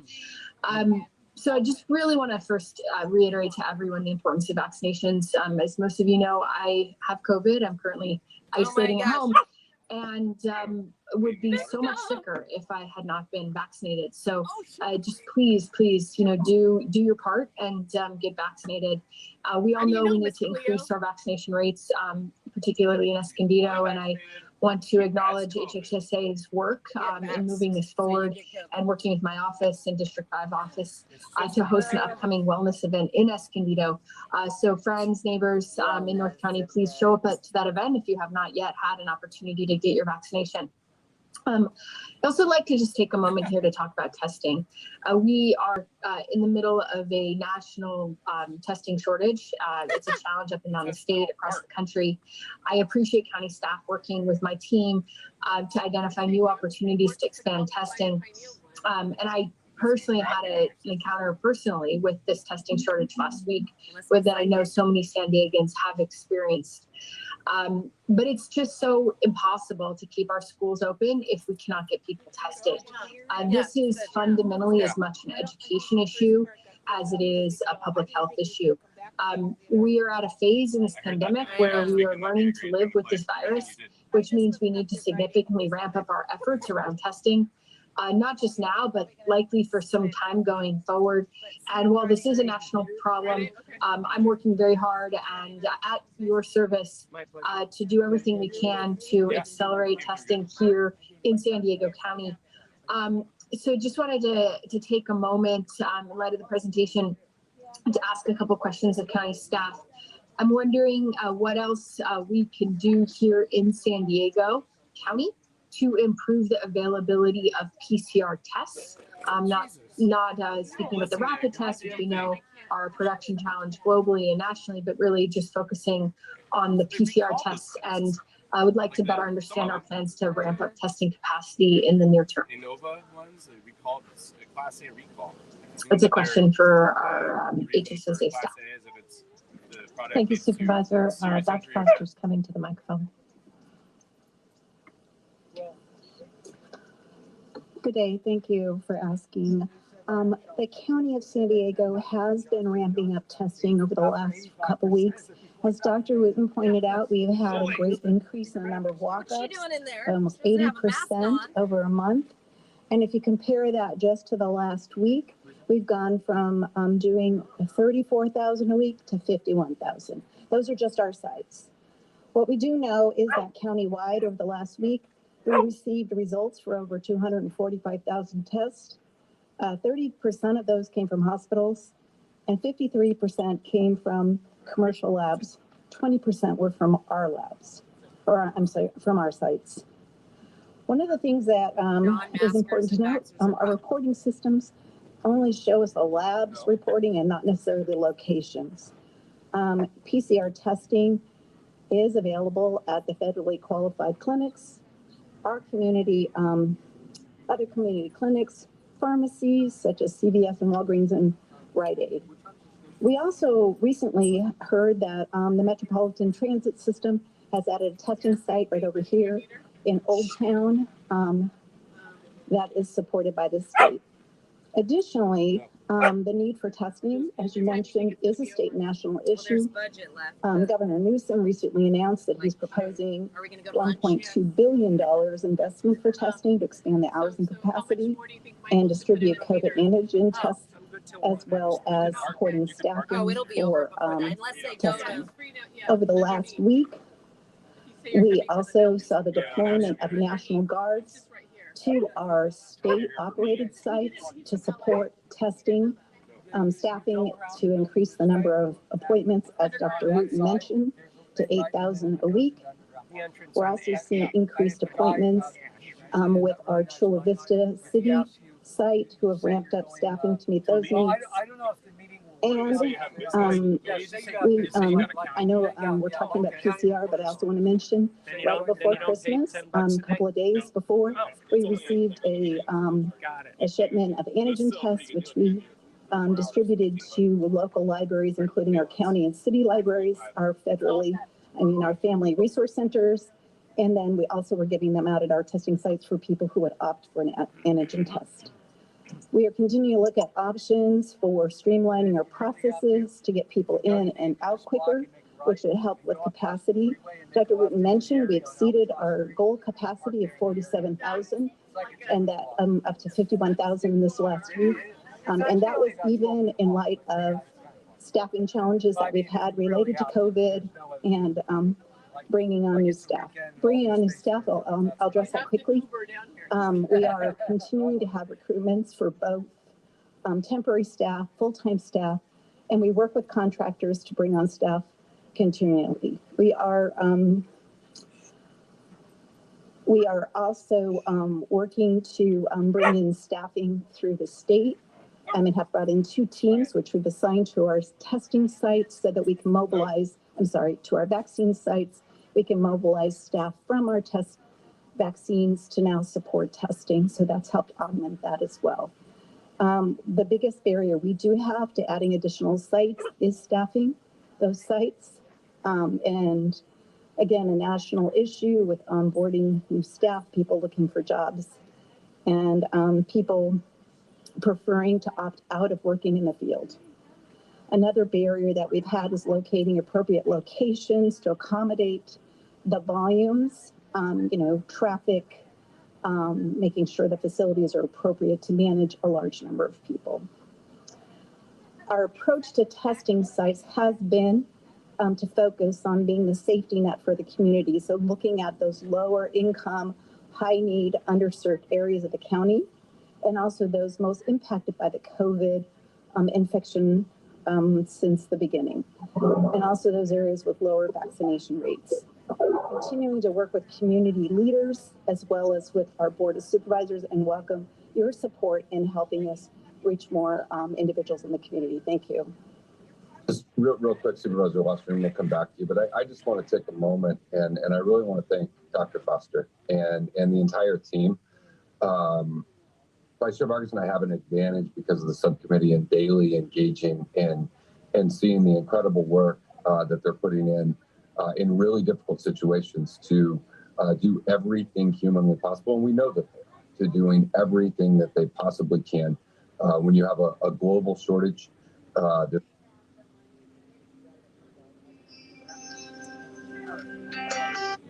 Sherry, sorry, that can erase all of this when you have a lot of the anxiety and people getting repeatedly tested day after day.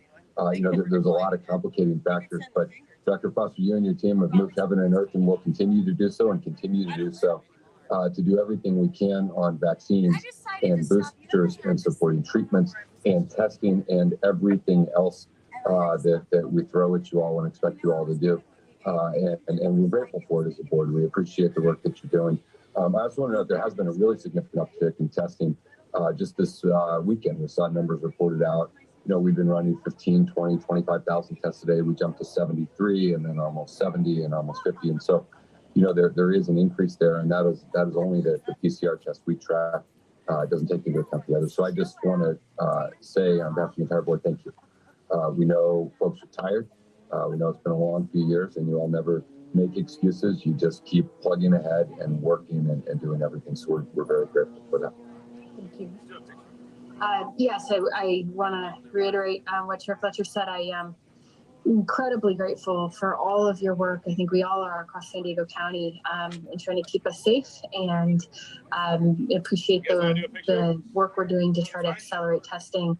I think when we look at our communities, we know we need to do more, and I'm here at your service to be as helpful as possible in ramping up testing regionally, so that we can make sure people can, stay in school and get back to work and, do the best that we can to protect our health.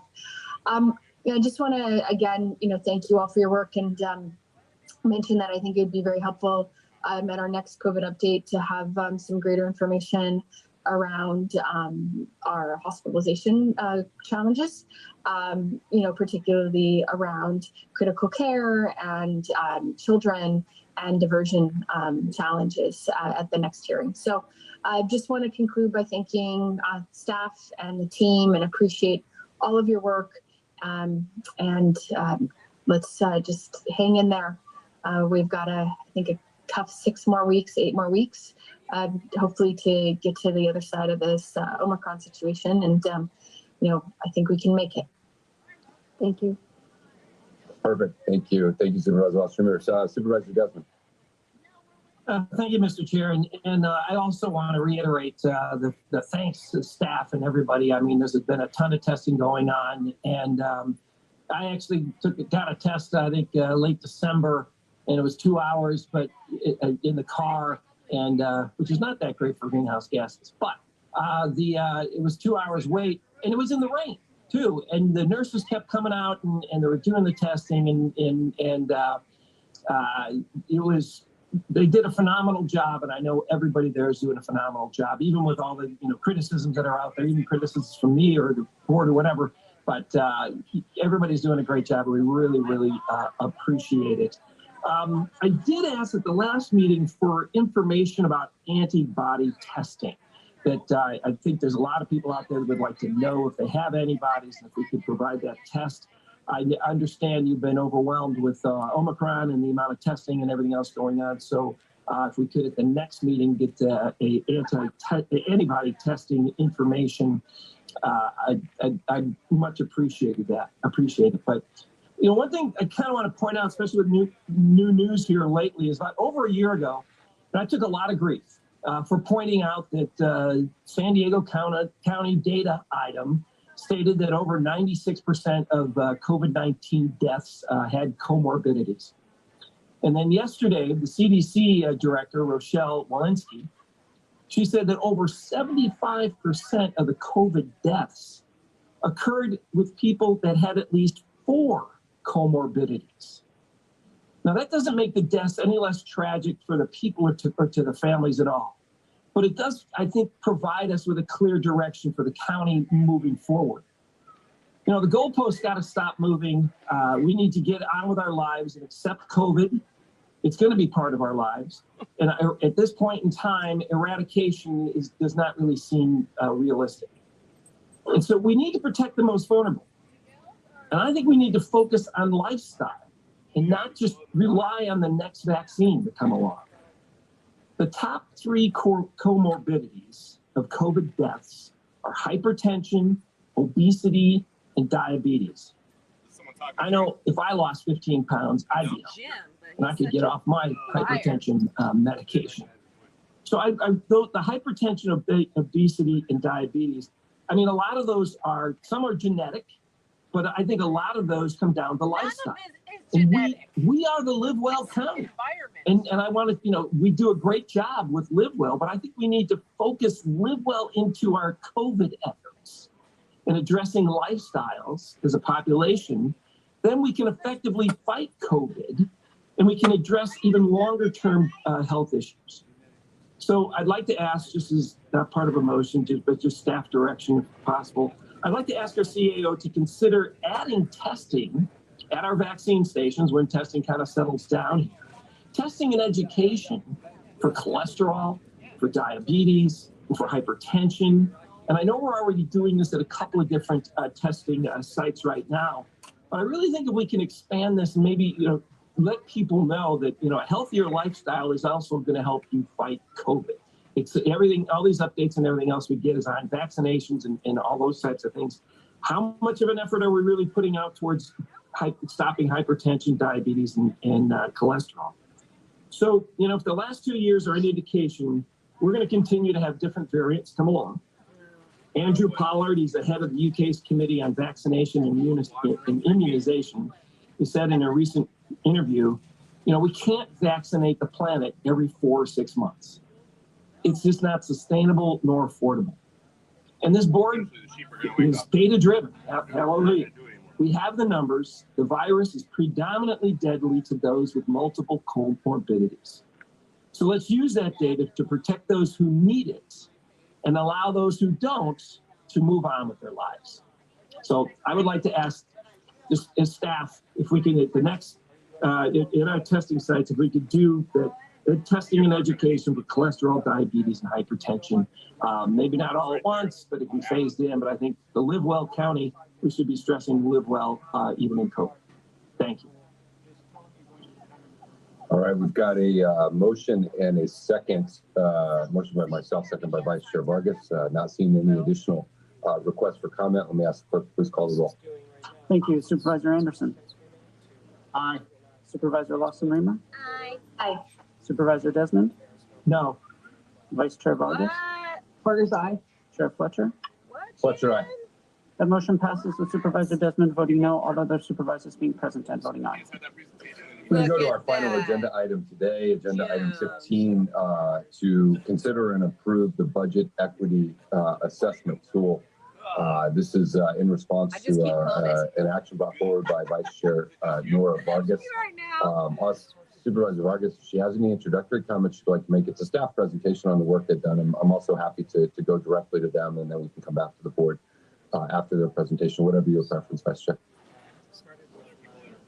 Thank you, Chair Fletcher. I am excited to hear from our staff specifically on this item. This is an initiative I introduced last year and was approved unanimously by our board. I'm very grateful that we are moving forward. I know there's some recommendations and changes, but I'm really looking forward to the presentation and discussion. So thank you very much. All right, let's turn it over to staff for the presentation. I know a lot of hard work is done into this. Yes, thank you, Chair Fletcher and members of the board. Today, our team is here to present on and request approval of the Budget Equity Assessment Tool. Andrew Strong, the Director of the Office of Equity and Racial Justice, will provide you with some background, discuss how the tool was created, and provides a summary of the tool. I'd also like to introduce you to Damian Quinn. Damian is the Acting Director of the Office of Financial Planning, and he will be presenting today how the tool will be implemented, as well as our timeline and next steps. And we're pulling the presentation up here for you.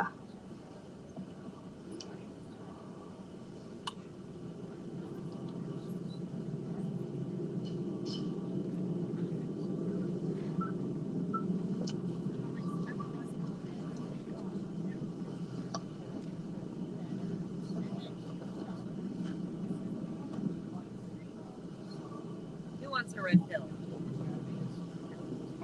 Thank you. So with that, I'll go ahead and turn things over to Andrew Strong to kick off the presentation. Thank you, Ebony.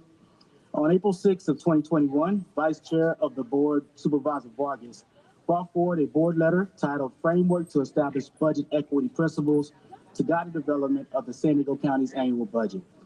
Through this letter, the Board of Supervisors directed the Chief Administrative Officer to establish a countywide budget equity assessment tool. This tool is a questionnaire that will be completed by each department annually as part of the budget process, with the main purpose of advancing equity in San Diego County and improving outcomes for all. The tool has four main components or strategies: applying an equity lens in all of our county departments by critically thinking and analyzing policies, programs, practices, and budgets decisions from all departments to ensure they embed constant considerations of equity.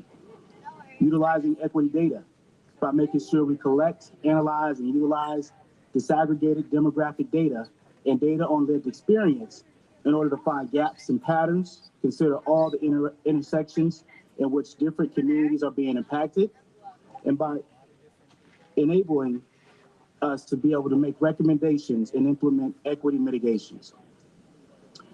Strengthening community engagement by ensuring the dialogue and participation from community members, working in partnership with all communities and key stakeholders, and by giving particular attention and voice to those historically and currently suffering from inequalities and inequities. And lastly, by ensuring accountability, by making sure there are systems in place for full implementation and evaluation of the tool. Staff immediately began research and development based on the initial guidance from the Board of Supervisors. Staff then examined best practices from leading organizations such as Government Alliance of Race and Equity, also known as GARE, and other jurisdictions pioneering this work, such as Santa Clara County, cities of San Antonio, Seattle, and Portland. Lastly, we listened and incorporated feedback from county staff and community members. After the preliminary tool was developed, staff presented the tool to stakeholders for review and feedback at 11 different meetings, including 2 stakeholder meetings with representatives from regional community-based organizations, 2 community forums that were open to the general public, and focus group sessions with each of our county's 4 business groups. During these meetings, staff provided an overview of the draft tool, the county's current year operation plan, and also reviewed the draft questionnaire with participants. During the staff focus groups, participants had an opportunity to work through providing responses to the questionnaire. And the initial draft of the tool received a large amount of feedback, primarily including direct edits to the drafted questions, greater questions and comments about budget equity, and questions and comments regarding the implementation process of the tool. That we have seen now. Here are a few highlights of what we heard from the community. Ultimate outcomes and impacts of the county's budgetary decisions, transparency in the budget, and equitable funding are most important when thinking about budget equity. We need to ensure departments complete the tool using data analysis, evidence, and community engagement. And the questions in the tool should be explicit and realistic as we consider the implementation process. Through a rigorous and iterative process, the tool has been refined, and we've gone from 9 questions to 6 questions. As the county continues to learn from our best practices and its own experiences, future iterations of the tool may have additional improvements. For the current operational plan, all community and stakeholder input have been received and are reflected in the revised tool. The Budget Equity Assessment Tool is used to operationalize and embed a process into the countywide budget as departments allocate resources to meet the diverse needs of the people we serve. The tool seeks to ensure that funding allocations are spent in an equitable manner and evaluated through an equity lens. As we make budget requests and adjustments, the Budget Equity Tool can help guide county employees toward creating equitable outcomes, building inclusive opportunities, and addressing built infrastructure needs to meet the demands of our county. Each budget request and adjustment provide an opportunity to create equitable results to avoid a disruption in service and or increase access to services for Black, Indigenous, and people of color, communities, and other individuals currently and historically marginalized by systems. Equity considerations and budgeting inform how we allocate resources to eliminate the underlying drivers that cause inequalities and inequities in our county. In developing new budget requests, we will assess how budget decisions positively or negatively affect these communities and individuals.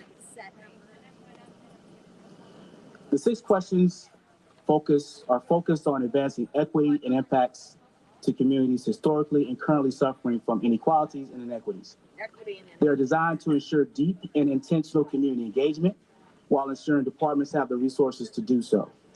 They're designed to ensure the use of disaggregated demographic data and data on lived experiences.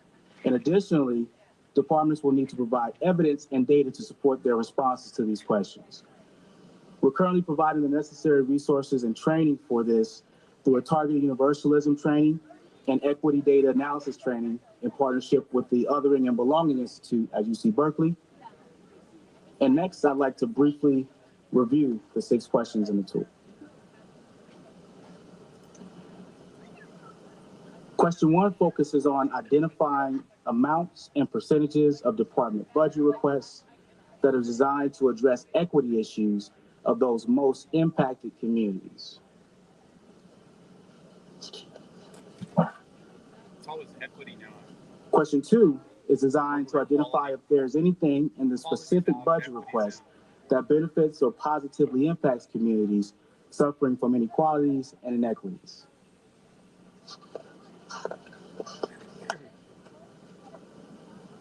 Question 3 asks departments to look for potential negative unintended consequences while ensuring departments develop mitigation strategies for those unintended consequences.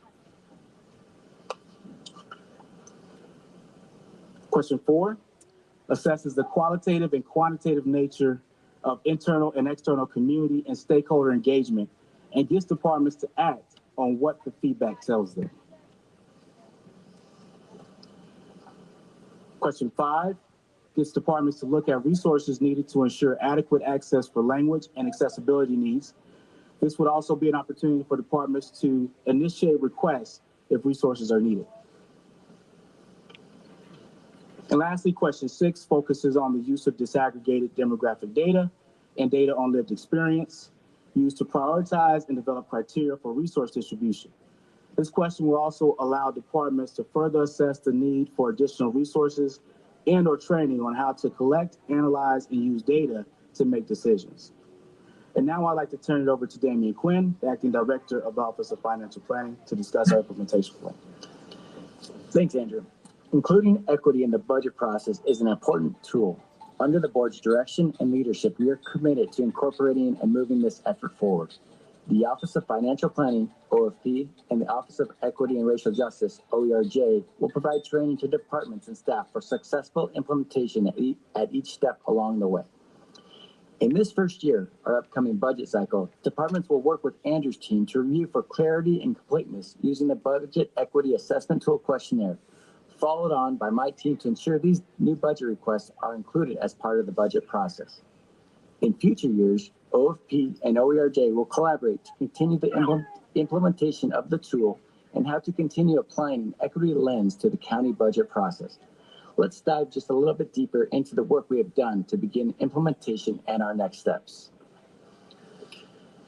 Many of the county's fiscal staff have become familiar with the concept of budget equity as we started the conversation last summer.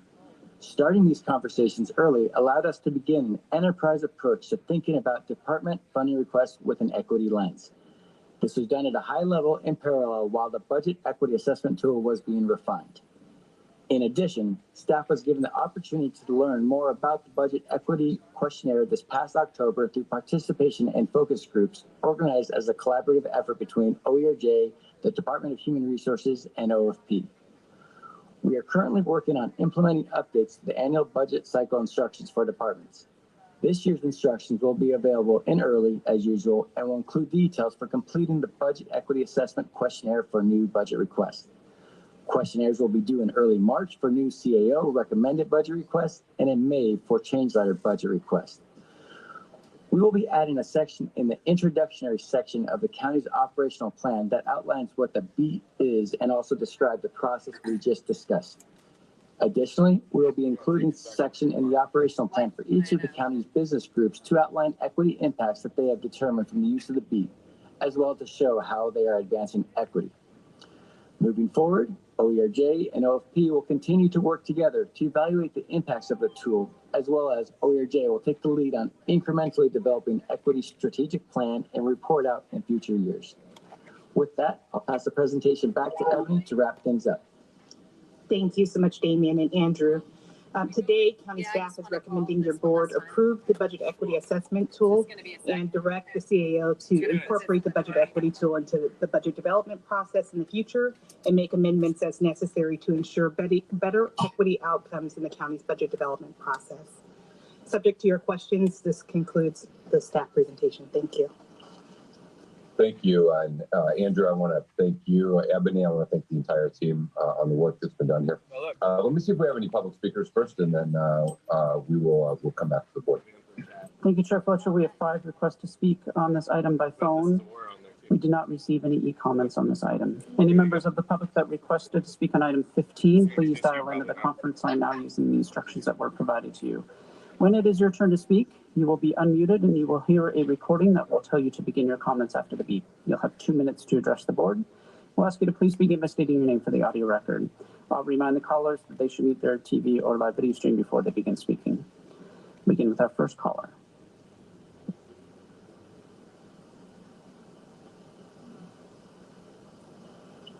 Good afternoon, supervisors. My name is Armando, and I wanted to thank the leadership of the county and especially that of Supervisor Vargas, who has been a steadfast voice and advocate for the South Bay community.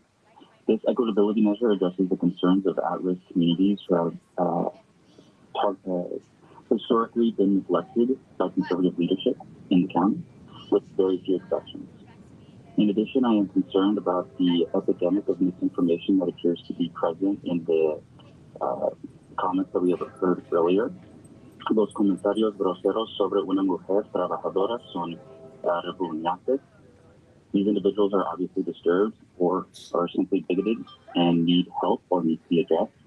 The victim compass does a disservice to the actual victims of the pandemic, nearly 839,000 individuals who have passed away. Again, I thank you all for your leadership, and I really support this measure.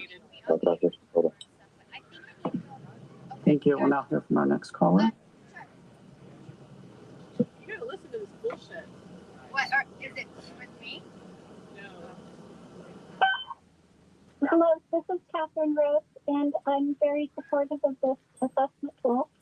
You know, one of the main things that I think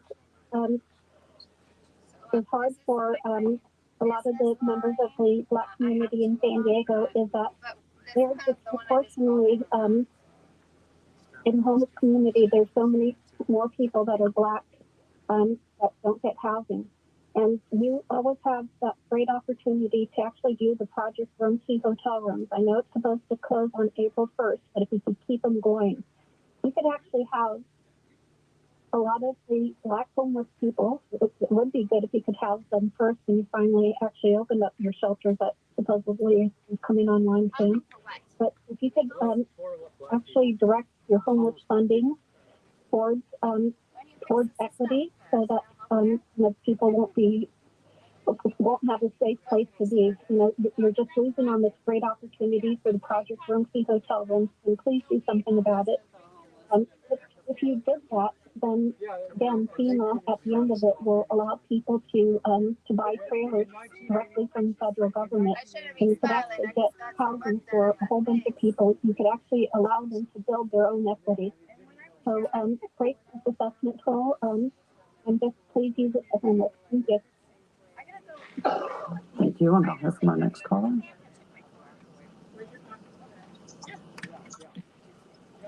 I had to go on dates.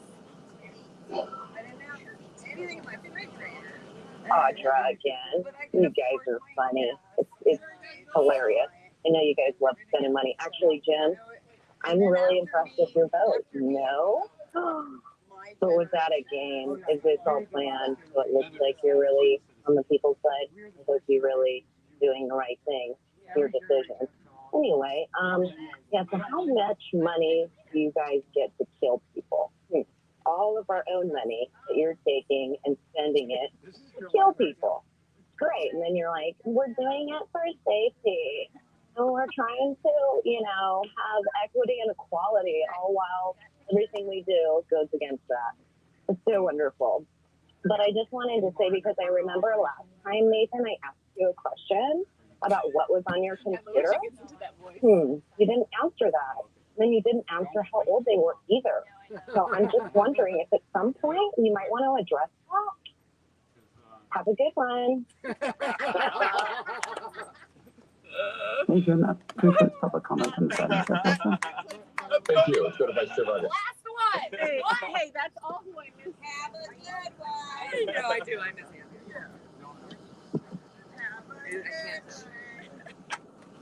Look at his We'll give face. Vice Chair Vargas a minute here. Any other comments or questions from other members of the board? Oh, there you are. All right, Vice Chair Vargas. All right, Chair, thank you very much.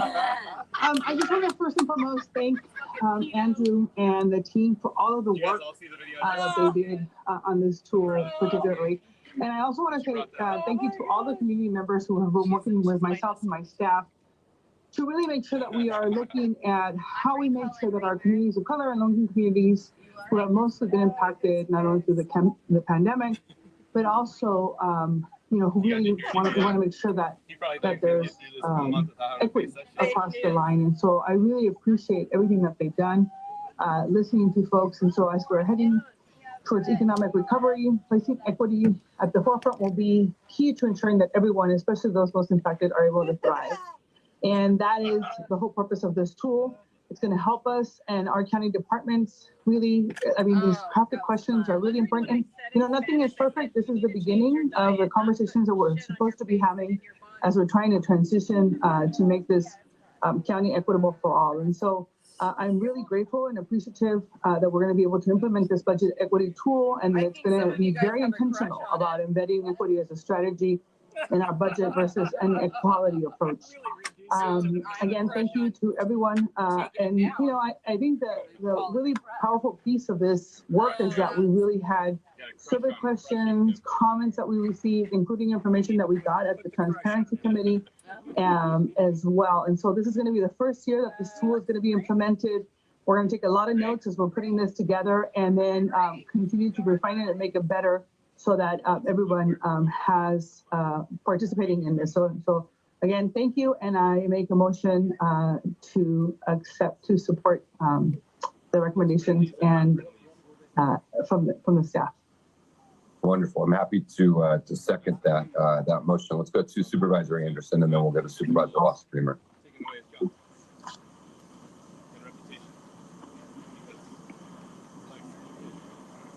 His face was like he didn't realize there's something. Hey, Supervisor Anderson, you got the mute on right there. You know what? I had a great dry run. Now I'm going to give you the real good stuff. I want to thank staff for all the hard work on this. I'm happy to second the motion.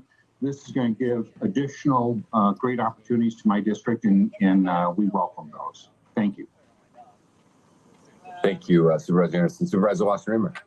Yeah, I just want to echo those sentiments. Also thank my colleague, Vice Chair Vargas, for all your work driving this forward. And just think this is great. I mean, there's nothing more important than kind of integrating our values into the day-to-day operations of how our budget is allocated.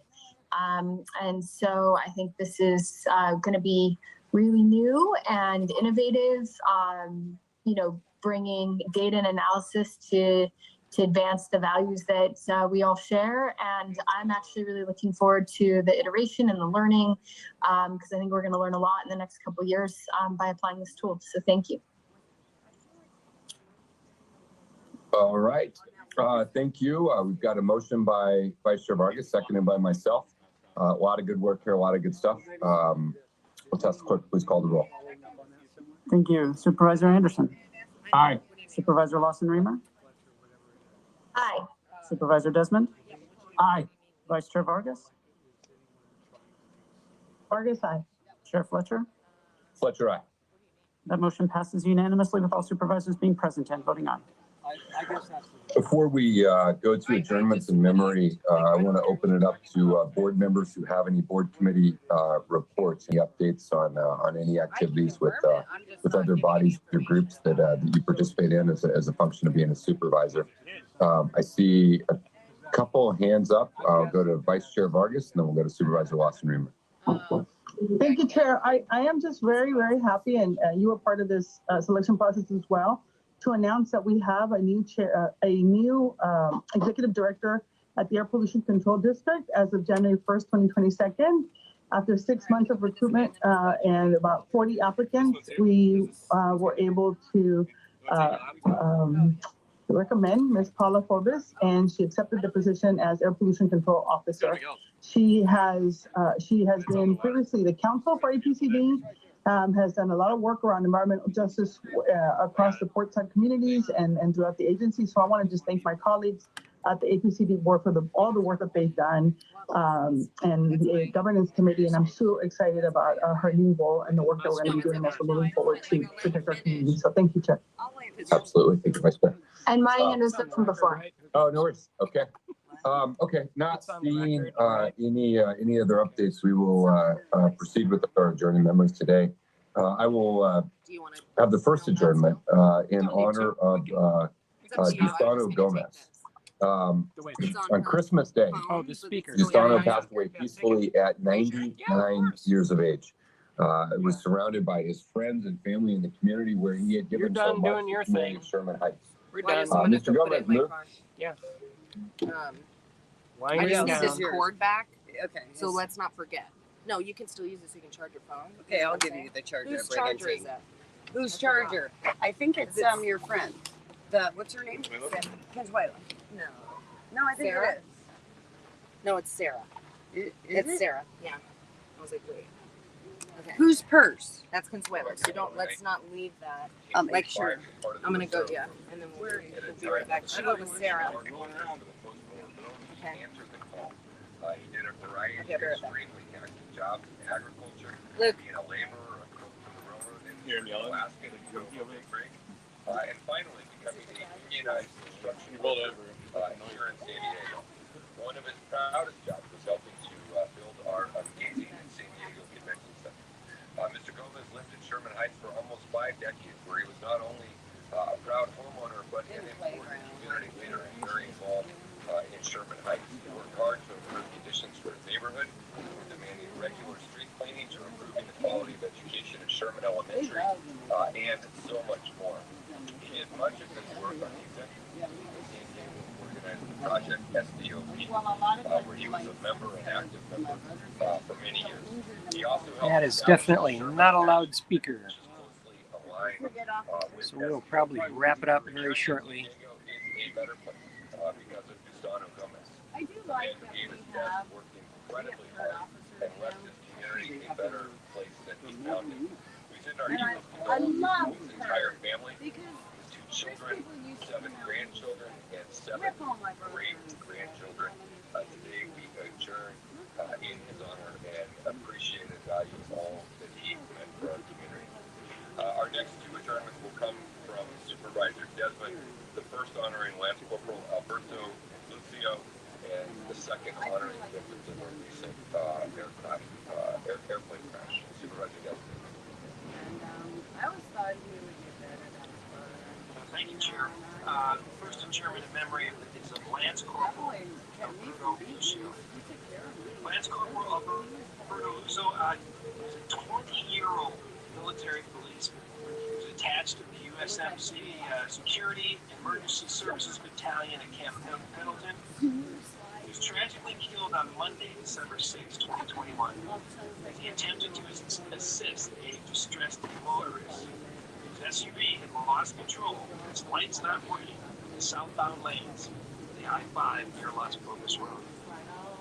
Lance Corporal Lucio was struck and killed by a box van while he was helping the stranded motorists to safety.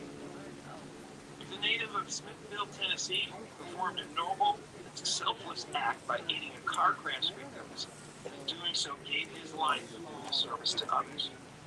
Lance Corporal Lucio is a graduate of DeKalb County High School, and his military awards include a National Defense Service Medal and a Global War on Terrorism Medal. We honor Lance Corporal Lucio for his service to his country, and we will remember him as a brave young hero. Roseanne, I just heard something about a global war of tyranny medal. I was second in German in the memory of Tina Ward, the crew of the aircraft that crashed in the devastating crash on December 27th that took the lives of 4 first responders who worked with the Aero Medevac air ambulance in El Cajon. Pilots Douglas Grande, Julian Guy, the nurses Lori Getz, and Tina Ward tragically lost their lives. Lori Getz, she served as the president of the local 162 in the International Association of EMTs and Paramedics, and she's been praised for her devoted service. Tina Ward was an exemplary wife, mother, and a nurse. She gave so much of her light and love to others through her service these 30-plus years as a paramedic and a critical care nurse. She's married to Oceanside Deputy Fire Chief Joe Ward, who recently retired and is the mother of 3 beautiful daughters. Tina was also known as Mama T. She touched the hearts of everyone she met through her acts of love, compassion, and kindness. Her daughters and loving husband would like to memorialize her legacy with unparalleled selfishness and mentorship through the Tina Ward Memorial Scholarship Fund. The scholarship will be dedicated to the next generation of first responders to ensure her legacy will shine on for years to come within the emergency medical services community. So today, we adjourn in memory of the flight crew of November 88 Oscars. Pilots Douglas Grande, Julian Guy, nurses Lori Getz, and Tina Ward. With our hearts and prayers go out to their families, and we will always remember their devoted service to our community. Thank you. Thank you, Supervisor Desmond. Our final adjournment for the day will be from Vice Chair Vargas, honoring and recognizing the incredible life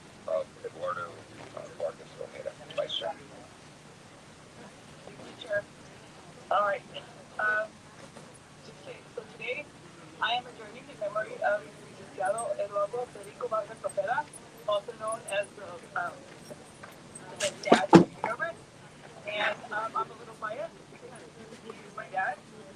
My dad was born in August 1944. He was a young male of 7 children in Tijuana, California, Mexico. He was born in Castillo in Guatemala. Isn't it kind of cool they sell big sticks there? What? Popsicles. What? Where? At that place. Look at all the kids having big sticks. It's funny. I loved those when I was little. That's good enough.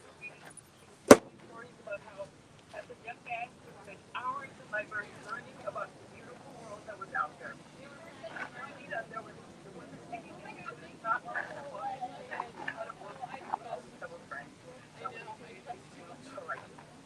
That's you? This is San Diego, baby. I don't have anything important in there. I'd run them down. What's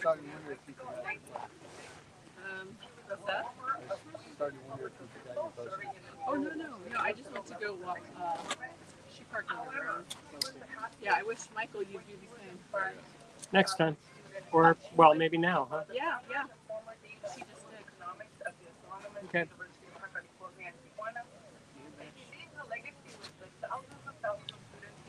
Well, I think we have done enough here. Huh? What are you doing it for? Hmm? What are you doing it For mankind? For mankind? Oh yeah. I mean, do you have an idea where you're going to go? It is being shown. It's Live. live streaming. Oh, live. So it's on 4 different platforms. Oh, I see. So then I can. You got to back up first and share later? Oh yeah, of course. I'll send you the links. Twitch seems to be the least likely to take something down. So. No harm being done here. Yeah, right? I know, right? You'd think. Yeah. All right.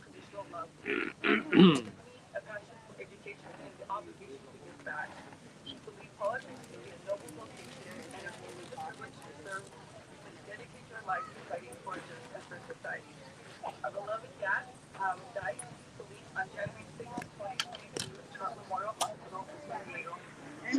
Chili pepper. What do you get when you have a cold? Yeah, the chili pepper. Yeah, because the chili It'll open everything. All right, so we're going to go to lunch, huh? Yes. I'm going to wrap up the live stream. Thank you, Audra, for bringing us fun. together, fearless leader, and Consuelo. Y'all been so public for so long. It's like, hey, how you doing? Whatever. Have a good day. Have a great day. We wish you love and joy and success and health above all. Love and blessings. Love you.